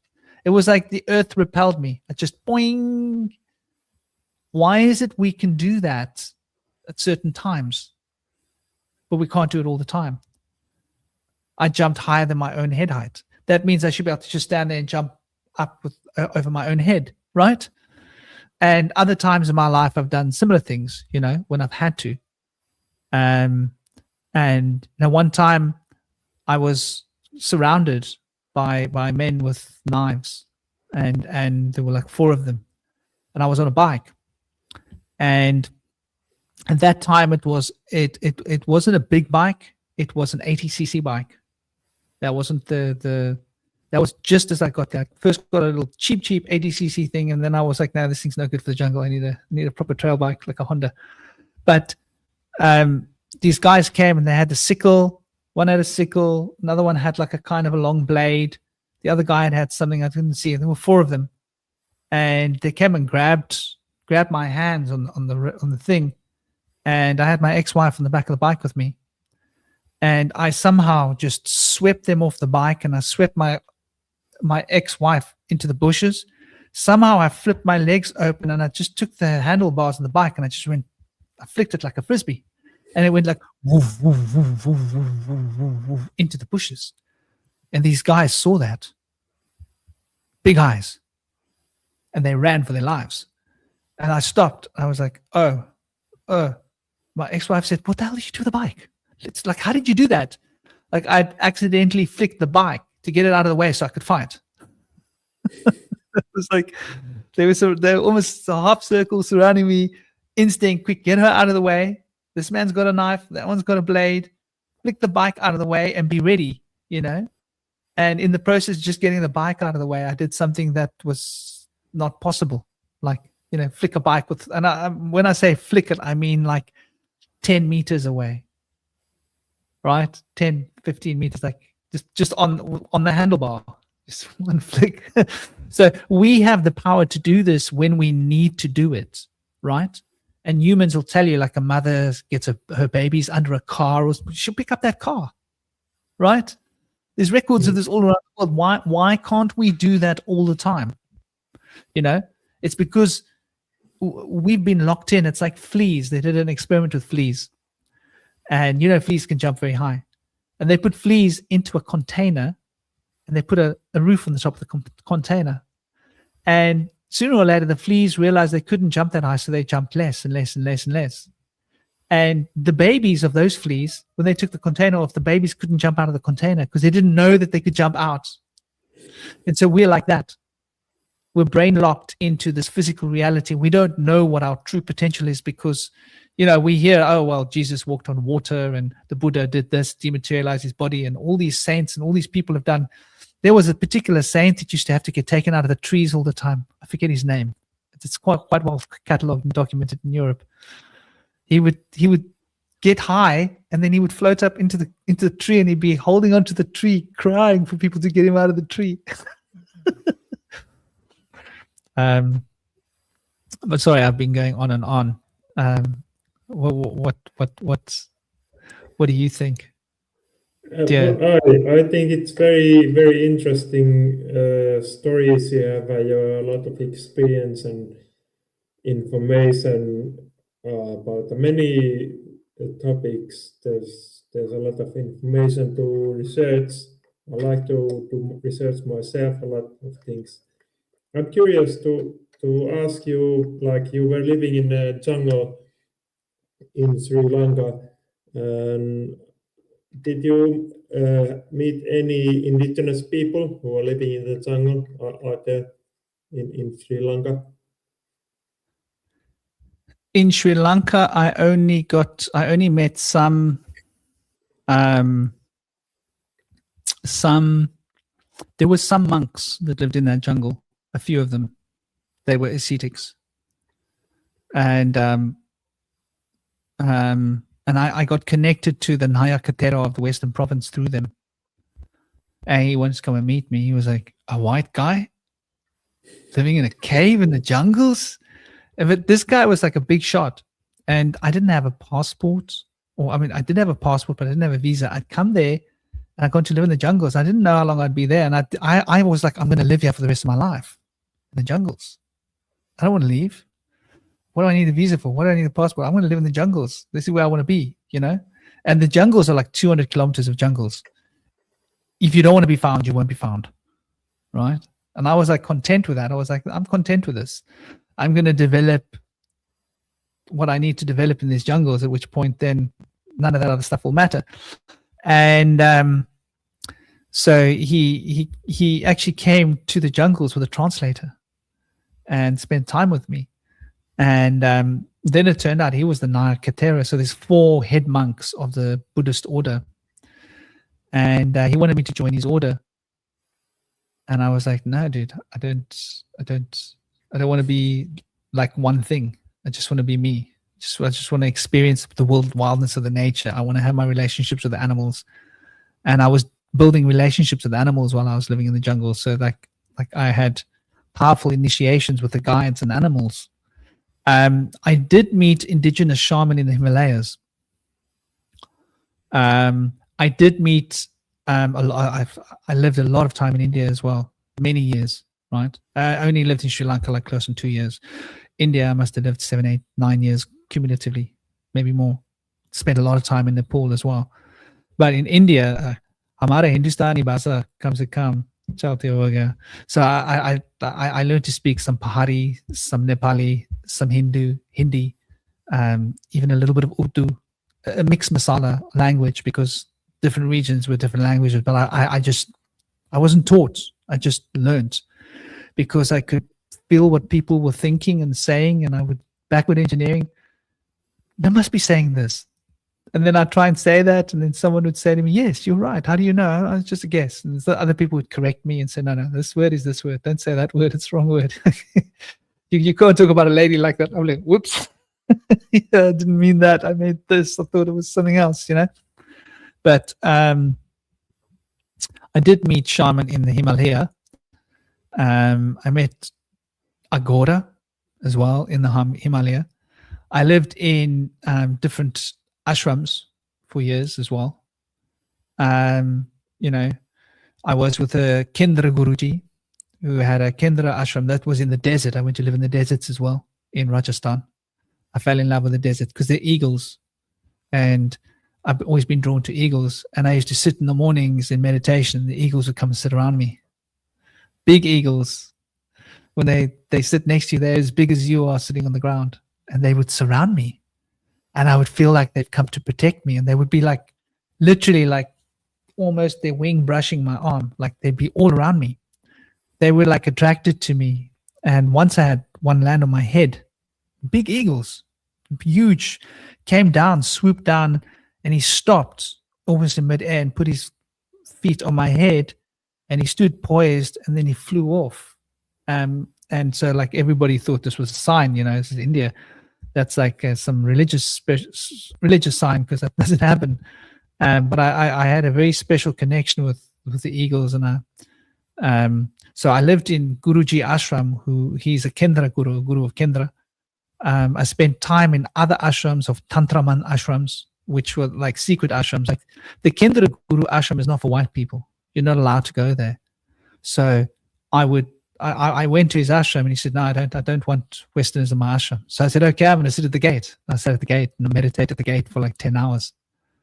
And then I come back and I do it again and again and again. And after about 1.5 months of sitting there, like every day meditation, everybody in the ashram was talking about, this guy sits meditating from sun up to sundown at the gate. Who the hell is he? In the end, the Guruji was inviting me into the ashram, saying, okay, who the hell are you? I was like, dude, I said, I'm here. I want to learn. This is what I'm here for. He said, well, you've obviously got practice, and you obviously disciplined, so you can come in my ashram, but I don't normally want white people in my ashram, So that's how I learned to speak some Hindi. And then there was another ashram, a Tantraman ashram, where I lived, where there were a lot of Tantra yogis. And the main Guruji of the ashram, there was something not quite right. And that was near to Vrindavan on the Yamuna River. And I spent time with Agors. I'm not an Agor, but I spent time with Agors learning about Kali Mata up in Almora district, and above Almora district, up with the Lake district in the Himalaya in Uttarkashi. And I was very connected to a shaman that was a Nepali shaman that had traveled between Nepal and that part of Uttarkashi, which is like right on the side of like the borders close to Nepal. And I became very close to this shaman. And there was another shaman that I'd met as well that had come to me. It found me. And so, yeah, there's been a lot of connections I've had with like indigenous people in the Himalaya. And some here in South Africa, but not so much.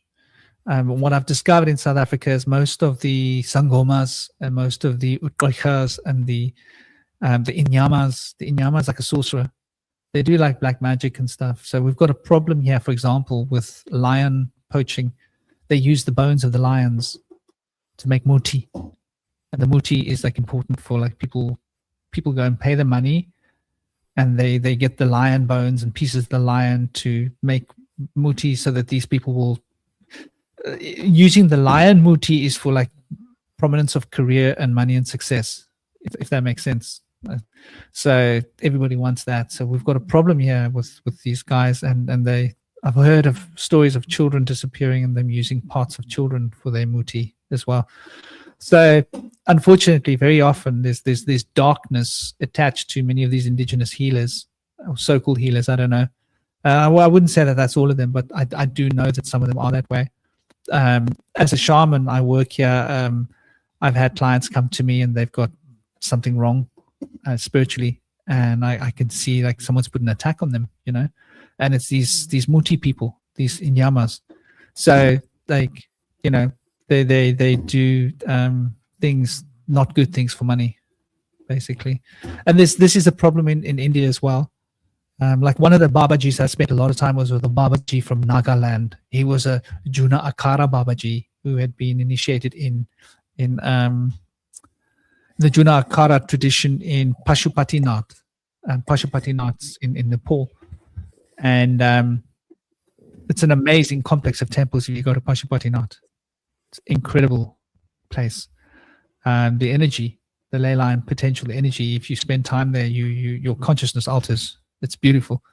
So there are places in the world where you can go, which is still pure, where you can experience this different current of energy, and it makes you feel different physically and emotionally and mentally.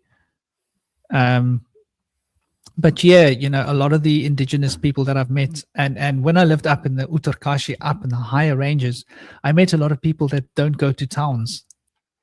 They don't have electricity. They don't have running water. And I lived like that for probably about 2.5 years. I took a vow of poverty, and I lived up in that higher range of Uttarkashi. And I was barefoot, and I learned from this one shaman how to find food. What can you eat? The Shiva fowl, the ranigeti, the different kinds of yams of that district. These berries are good. Those berries are poisonous. This is, those leaves, you can cook those leaves of these food and make that kind of thing. So I learned quite a lot about like survival skills when I lived up there. But a lot of the people that I met, the indigenous people, and it really broke my heart because they were all wanting to go to the cities. I was like, what's wrong with you? You live here. Why would you want to go to other places? No, but there's like, they'd like to get money and they want to get all these things. They want to get a car. I'm like, you don't understand. You're eating biodynamic, organic food that's grown on the earth where you live. The air's clean. The water's clean. There's no nonsense here. The people are simple. They're not dishonest. You go down to the city, Indian cities are heavier. You go like, I've been standing on an Indian sidewalk before, and I've almost beat a guy up. Stranger, he came to offer me a child. He said to what you want. Do you want a woman? Do you want a sexy? I was like, no. He said, no. I bring you child, small child, 8 years, 7 years. I grabbed the guy. I was going to smack him, and at that point, like other people came, and I said, no, this guy wants to sell me a child. And they said, no, leave him alone. And I left him alone, but I was quite like, Indian cities, heavy place, stand on the wrong street corner for too long and people come and offer you all sorts of things, drugs, this, that. So, it's the same in a lot of big cities, but you'll see in India, polarity. You go to one place, it's indigenous people living a beautiful, simple life. You go to another place, it's like dog eat dog, But yeah, I was very inspired by a lot of the indigenous people up in Uttarkashi, which is a very traditional part of India, where the globalists haven't reached yet. The only thing I did notice was there were more and more solar panels popping up as I was living there. They would get solar panels and a battery. And I noticed, like when I first came there were few people, and suddenly solar panels were becoming more and more apparent up there because they didn't have electricity or anything. They would just use it for like a bit of light, just to have light, and this and that, and like a little bit of electricity for because you can't get like mobile phones or anything. Well, maybe now you can, but my point is they were developing this fast, and I don't even know whether these indigenous people are indigenous anymore, because in those times there weren't roads going into a lot of these parts there. So if you go up from like Haldwani side and you go up along north, the roads close out. There's like jeep roads, and the jeep only comes like at certain times when the road hasn't collapsed, because the mountains are quite prolific. And it's very sad to me to watch the demise of such a beautiful place and watch the globalist agenda growing. This centralized model of cities, pollution that we live with. And those people up there were living beautiful lives, and they didn't know it. They thought they needed more. They thought they wanted more. So that's what I've noticed with indigenous people. They've been brainwashed into believing that their way of life is inferior and that they need to come and join the rest of us.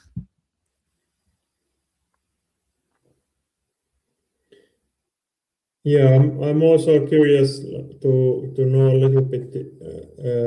Have you met the indigenous people also in South Africa or elsewhere in Africa? The sad truth about indigenous people in South Africa is this, and okay, let me not speak for South Africa. Let me speak about the Western Cape where I am, right? The Western Cape, which is the southern part of South Africa. Our indigenous people are the San people, the Khoi people. We call them the Khoisan. And they got the most clicks out of any click in the language. Like, I can't speak that language. And they've all but died down. They've all but died out. I know a few of the people that have a high Khoisan heritage that I've met, but they're not indigenous anymore. Like, they're now living in towns and they're like clothes like us, cell phones. Do you understand? This is what's happened. And they can tell you interesting stuff because they've heard stuff from their grandparents that told them interesting stuff. So what happened, unfortunately, was the San people were shot, most of them. They were shot by farmers, often, because the San people didn't understand ownership. They didn't understand how that cow belongs to you. No, but the cow's there in the field. Well, why are you shooting him? No, but that's my cow. No, but there's the cow. They didn't have a word for ownership in their language. So they used to go and take the animals, and the animals were livestock.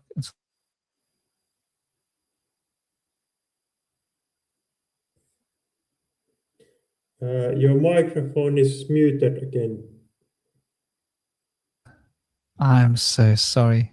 I didn't realize that. Yeah, the San people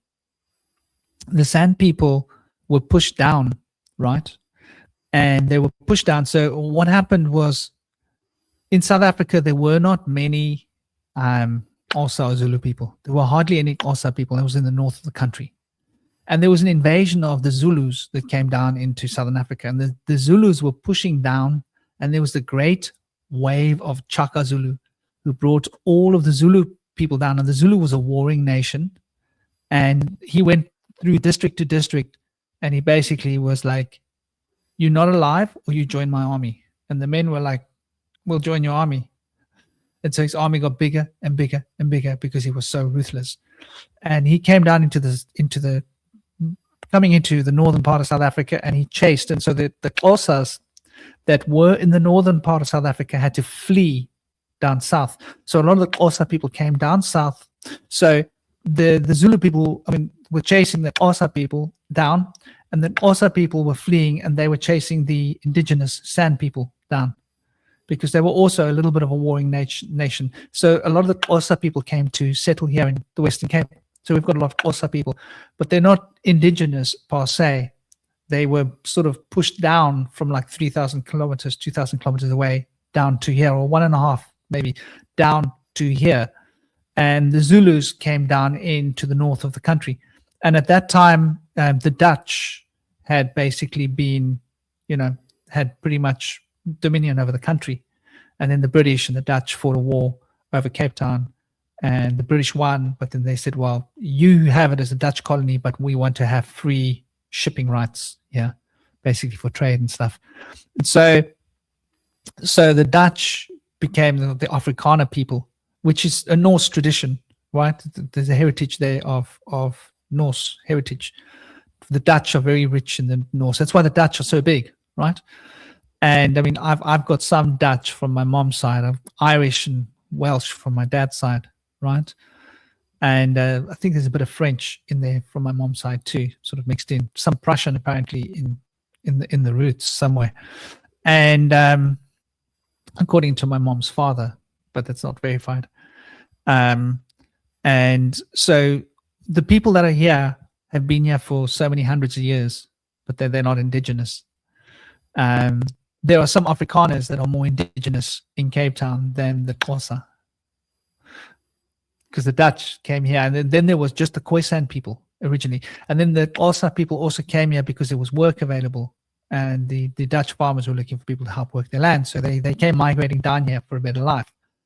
So the only indigenous people were the San people, and most of the San have been wiped out. But we've got a new population here called the colored population. It's an official word, and that means it's an amalgamation between the San people, the Xhosa people, the white people, and even Arabic people that came down here.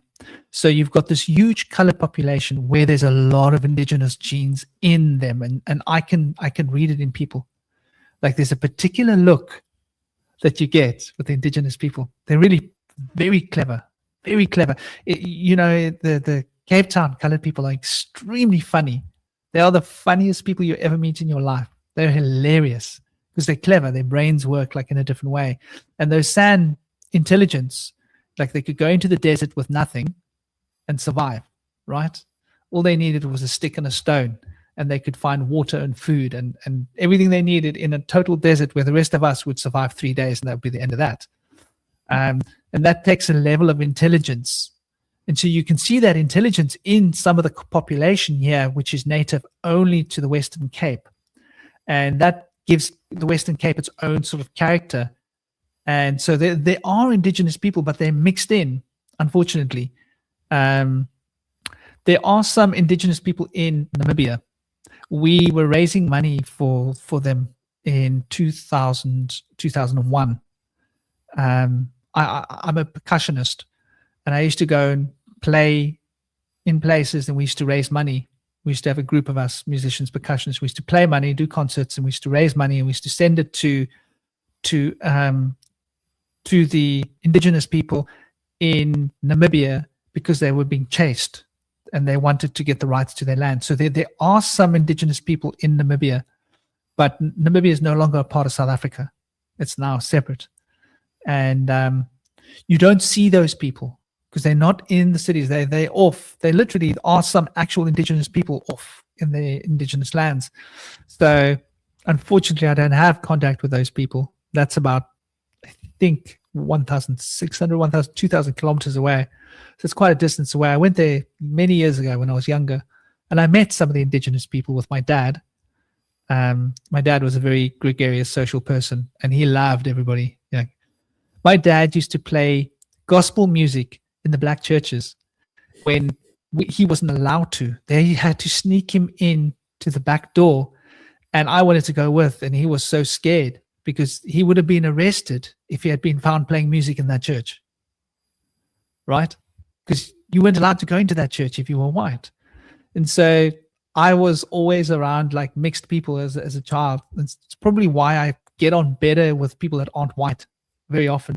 It's why I spend much of my life in places where people aren't white, because I somehow feel that the white people are more guarded. The not white skinned people tend to be more open, and the more indigenous you go, the more open they get. So the not white skinned people are a little more indigenous in their attitudes towards life. And if you keep going like into the far reaches, like where I've met the people in the Himalayas, they'll sit in their field in peace, quiet, and you go and hang out with them. You sit in the field with them. You just sit there quietly for like an hour. That's like, wow, this is a cool way of living, You don't know what you got, mate. In the West, we're just like, we don't have an hour to just sit around. But yeah, many of the indigenous people, they're being lost. And I'm pretty sure in Namibia it's the same thing, because now there's money and technology and mobile phones. And so probably a lot of those indigenous people now have got cell phones, and they're having their minds polluted with all of the PSYOP nonsense that we're being programmed with, all the media. It's a little bit sad, really. But I wish I could say more about indigenous people.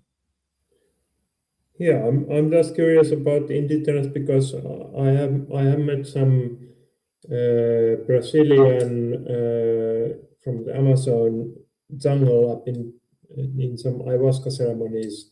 And I also read books from indigenous people, and I also see that there's a lot of wisdom in their traditions. So I'm fascinated by indigenous people and the wisdom very much. And it's also interesting what you say about this people who are not like European are more open in a way. I spent a lot of time in India. I've been there 7 times, and also my wife is from Mexico. Yeah, and I also feel a bit like people who are not European, there somehow the mind is more kind of open to understand things in a different way. We in the West, we are like very analytical, like everything has to be very logical. And I think that's also a big kind of problem for us.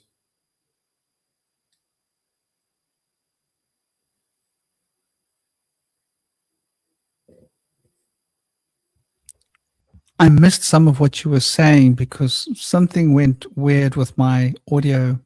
I think I might have bumped one of the cables while I was talking, and I can't change from my. I can't seem to set my mic settings here. But I wish I could. I noticed we've been on for almost an hour and 50 minutes. Yeah, it's close to 2 hours. So if you have anything like important to say, of course, it's important for people to know how to find you, to get more of your interesting information.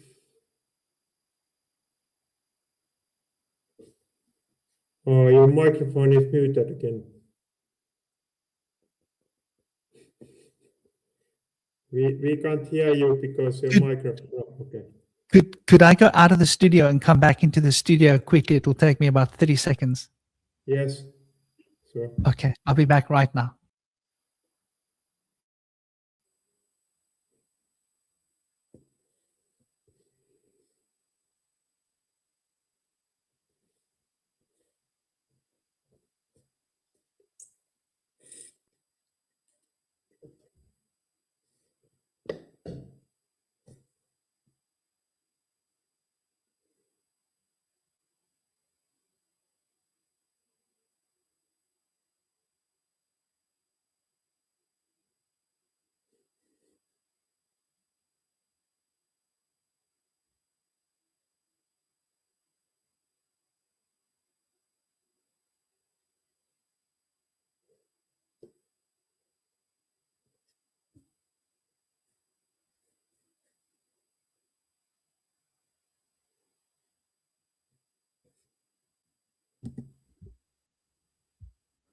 Okay, welcome back.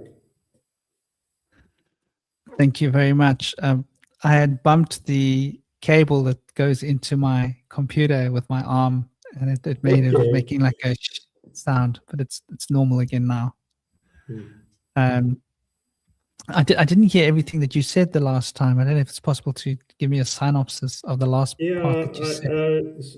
Sure. Like I was just saying, I'm very fascinated with the indigenous people and their cultures. I met also indigenous people, mainly from Amazon jungle. I've been to some ayahuasca ceremonies, and I read a lot of these. Like I read some books from there was some African shaman. I read a book from him, and I'm fascinated about indigenous people. I would like to travel around and learn from them. And then I was saying it's fascinating also what you said about European people, people who are not European are more kind of open-minded.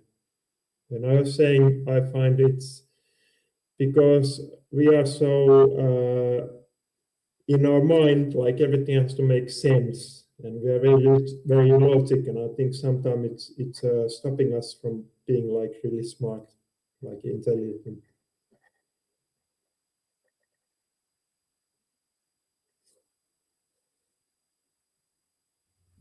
In Vedic cosmology, they explain this quite well, and that you've got an Ida and a Pingala nerve flowing force through the body, and running through the left side of the body, you've got an Ida flow, And the ida flow is related to your pituitary gland. And your pituitary gland is obviously relating to all of your hormonal systems. And so you've got a hypothalamus. And the pituitary gland is situated on the hypothalamus. And all of your hormonal, emotional intelligence, emotional reactions are governed by this. And on the right-hand side of the current of the body, you have the pingala. And the pingala is related to the pineal gland. And the pineal gland manages the central nervous system and the neurology, and the frequencies of the electrical impulses in the brain are all managed because this is connected to the thalamus. And it also filters all of the senses, all the information from the senses, except for smell. Smell roots deep down, which is why we burn incense, right? Because it bypasses the thinking process, sense of smell, which is very interesting. The more you practice smelling things, the less you think. Isn't that interesting? It's like an animal sense. Kicks us back into our animal state, which is where, and I think indigenous people are naturally in that state of consciousness. I think we would be too if we hadn't gone to school. I think that's where the problem starts. It's the education system. And so the right-hand current of the body is obviously related very much to the left side of the brain and to the front side of the brain. And the left-hand current is related very much to the right side of the brain and to the back side of the brain. And in the same way, we got a current flowing up the back, right? And a current flowing down the front, right? Of our energy bodies as well. So you can see how these are correlating the four quadrants of the brain, reducing to these two principles, and the one's like a fiery principle, the one's like a very deep emotional principle. And I think that we've been educated to believe that feeling is bad, feeling is weakness. As a man shouldn't have emotions. Man should be logical, right? But what a man needs is to be in touch with his feelings, and like to learn to cry if you're sad, to learn to laugh and to express your feelings, right? So I think we've been like badly indoctrinated through our culture and through our education systems. And it's like, if you look at the Norse tradition, right? The Norse, like you go back, like your indigenous background, like men would cry together, men would laugh together, men would go to battle together, right? They were brothers, like they would hold hands. They would be, in India, you see it too. Men aren't afraid to be men. Like if a man and a man are walking and they might be like arm around each other walking, it's not like gay. It's just natural expression of affection. And I walk down the road, I put my arm around my son, it's normal, right? But if I were to do it with a friend, people would think, oh, you must be gay. So we've got these stereotypes in our brain that it's not right for men. And like I did this when I was in high school. A group of friends, we used to go climb the mountain and take off all our clothes and sit on the rocks on the top of Skeleton Gorge, and we used to talk philosophy. And the reason we used to do it was because we noticed that if we went up there, the one day we went up there and we were sunbathing, right? We were like, and we were having a conversation. We noticed like, wow, when we're not wearing clothes, we have really deep conversations. Why is that? So we decided to go up there and test this as a theory. And every time we went up there, we'd take off our clothes and then we'd initiate another friend into the circle and say, come join us. And they'd come up there and they'd feel all awkward about taking off the clothes and say, just sit on a rock, pick a rock, and we're just going to talk. And we would have deep philosophical conversations. And it's like, I think our clothes, our fashion, this is who I am, this is how I look, all these layers that we put over ourselves are like programming tools, right? And when we strip away all of the programming tools, then we become indigenous. And I think we all have that ability, and it's programmed into us to be so difficult and far away. But actually, it's that easy. Like this is what I've noticed, like being in places where on Chofak Ziv, I lived for a long time in Israel. I spent like almost a couple of years in Israel. And this was many years ago. It's like in the 90s. And there was a master of the Kabbalah who used to teach Kabbalah at the Hebrew University who had found me. And he his friends were all like faculty members of the Kabbalist Institute, and they used to come and spend time with me on Chovak Ziv, and we used to have these cool conversations. And I met a group of interesting people that were activists, and they would go and camp naked on Metsugai Dargot, which is on the Dead Sea. And I went to spend some time at Metsugai Dargot, spent some weeks there, and not wearing clothes. And it's incredible. If you don't wear clothes for like a month or 3 weeks, you're a different person. You know, you're not the same. I think this is who I think I am.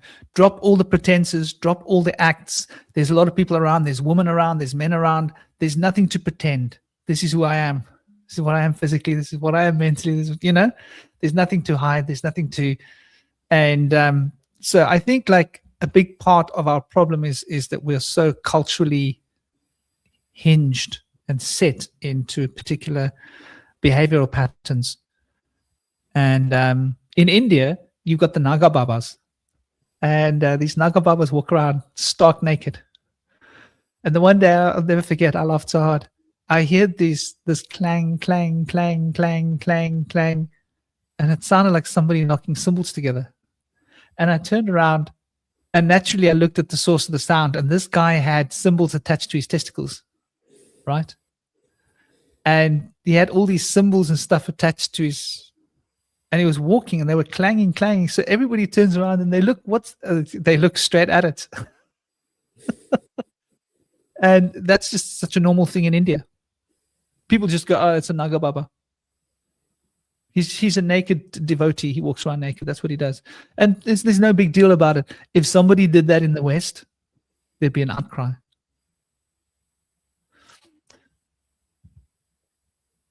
So I agree with you. I think that there's a big issue. And my boy is 9 years old now. So I'm in my 50s. I'm turning 51. And I waited till I was older to have a child because I spent my life traveling, right? Like I say, I spent a couple of decades traveling. So in my 20s, right into, 20s into 40, I was traveling. And it's very difficult these days having a child. I mean, I'm sure you've been through it, right? Actually, I haven't, no. Oh, you haven't? Well, I tell you what, it's not easy. Like I school him at home because I'm too scared to send him to school.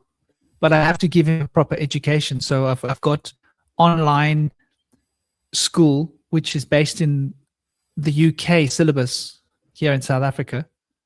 That way the South African government's not on my back because it's a UK syllabus.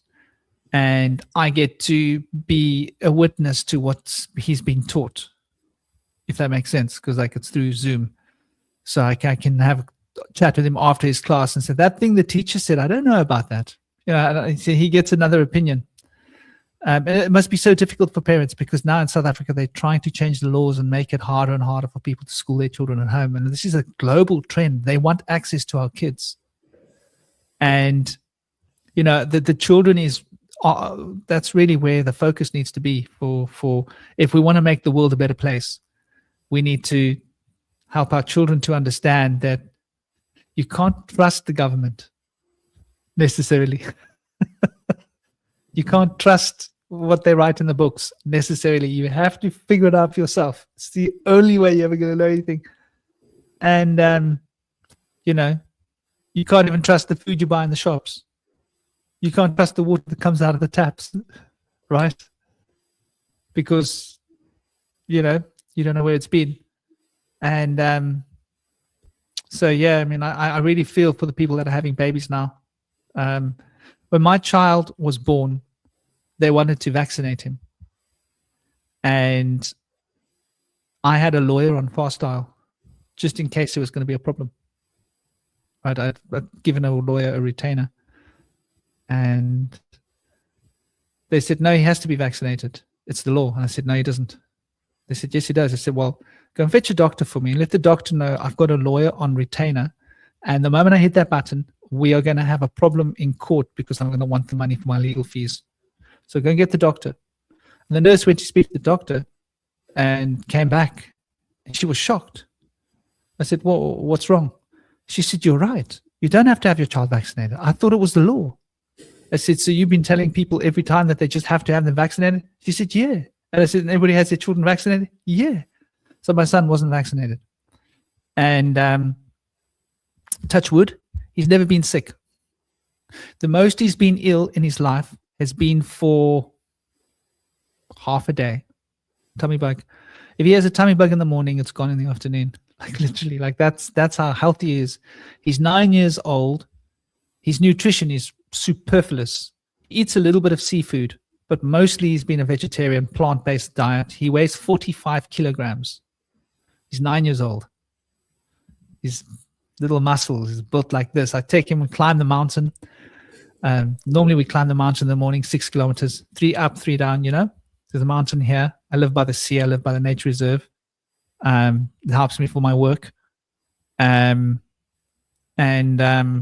know, I feel very privileged and lucky that I've been able to have this, and, you know, touch wood, been blessed with this lifestyle.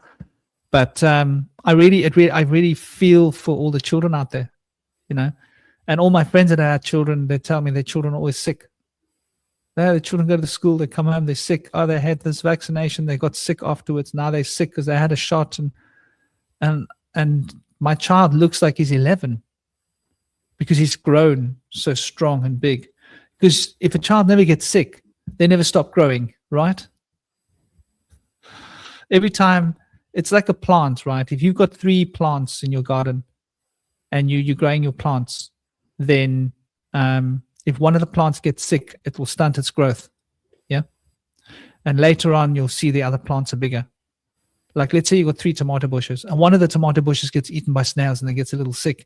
That tomato bush will always be behind the other tomato bush. And you'll actually be able to see the difference. And you'll go like, wow, that tomato bush was only sick for 1 week or 2 weeks. Look how much it lost, and it'll never catch up. Children are like that. They're not different to tomato bushes. So most children get sick all the time because of the way they are fed, because of their vaccinations, because of the school environment, because of everything. And so they don't grow properly. So like my boy, he can't play with other children his age and stewie, you know, stewie, or like wrestle, or he can't, he's too strong. He'll throw the kids around. He needs to wrestle with a child that's 12 or 11, you know? He's just too physically strong. He's physically superior to all the other kids. And it's not because I got like huge genetics or anything. He's just optimal. He's just, so the idea with children is we need to go back to what our forefathers taught us. Like, your child should never get sick.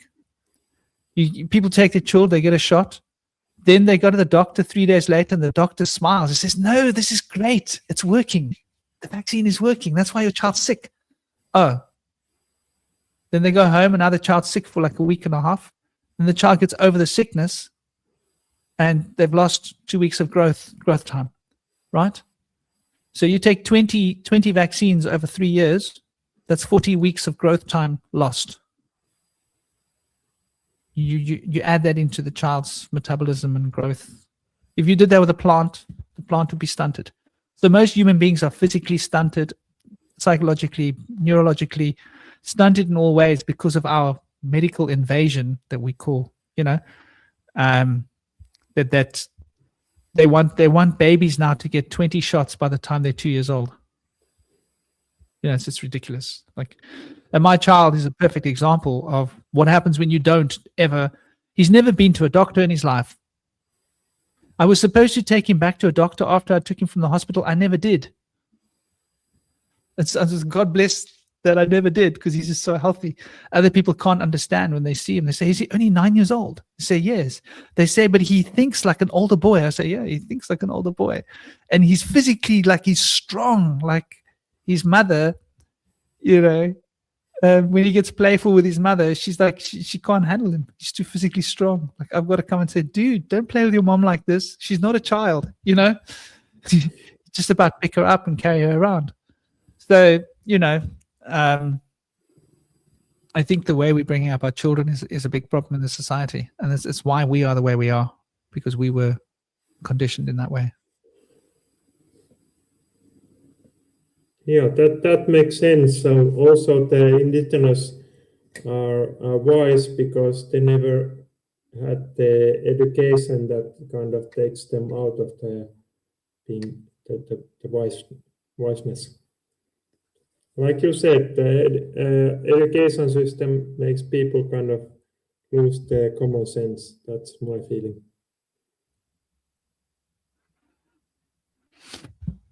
You know, personally, like I think I've got a lot of animals here. I've got 3 dogs. I've got 2 bunnies here.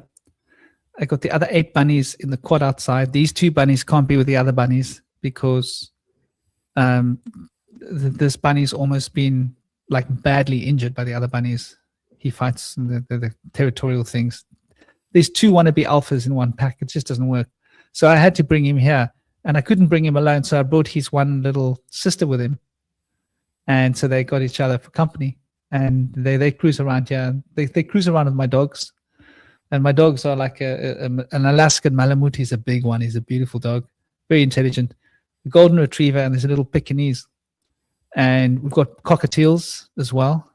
My son's mom's got 5 cockatiels. I got 1 cockatiel. He's sleeping now, but he's usually on my shoulder like most of the day and walking around. He walks around with the dogs. He goes and sits with the bunnies and the dogs and everything. So I think this is what's wrong is we're disconnected from nature. And I'm lucky enough to live in a place where there's like lots of plants and trees and wilderness and mountain. And we've got mongoose nesting in our property here. And sometimes we got the little rodents that come over here. They're called dassies, the hyrax. And we've even got the big cats that come here sometimes. One of them caught one of my bunnies once. They're quite a big cat. They are caracal. I don't know if you know them. They're like, it's the size of a dog, but it's a cat. And wild cats, obviously. And, a lot of bird life. I had an owl here a while ago, sitting by my window, staring at me. And I came out and I spent an hour with the owl during broad daylight. And she sat there. I was like close enough to touch her. She was like talking to me, We've forgotten to be engaging with animals and nature. And I think that like the moment humans step out of this concrete jungle and we step back into a place where we start engaging with animals, that's when we start to become natural again. I think that's the way forward, to re-engage with nature, to re-engage with animals, to go back to that simple way of like just being on a dog's level or a cat's level or being on, bird's level. And it makes us become a little more natural and instinctive and humble in a way, because as humans, we are a step above everybody else, And then we realize that we're also an animal like the animals. I think we forget that. We're the most incredible animal in the world that have forgotten that we're animals.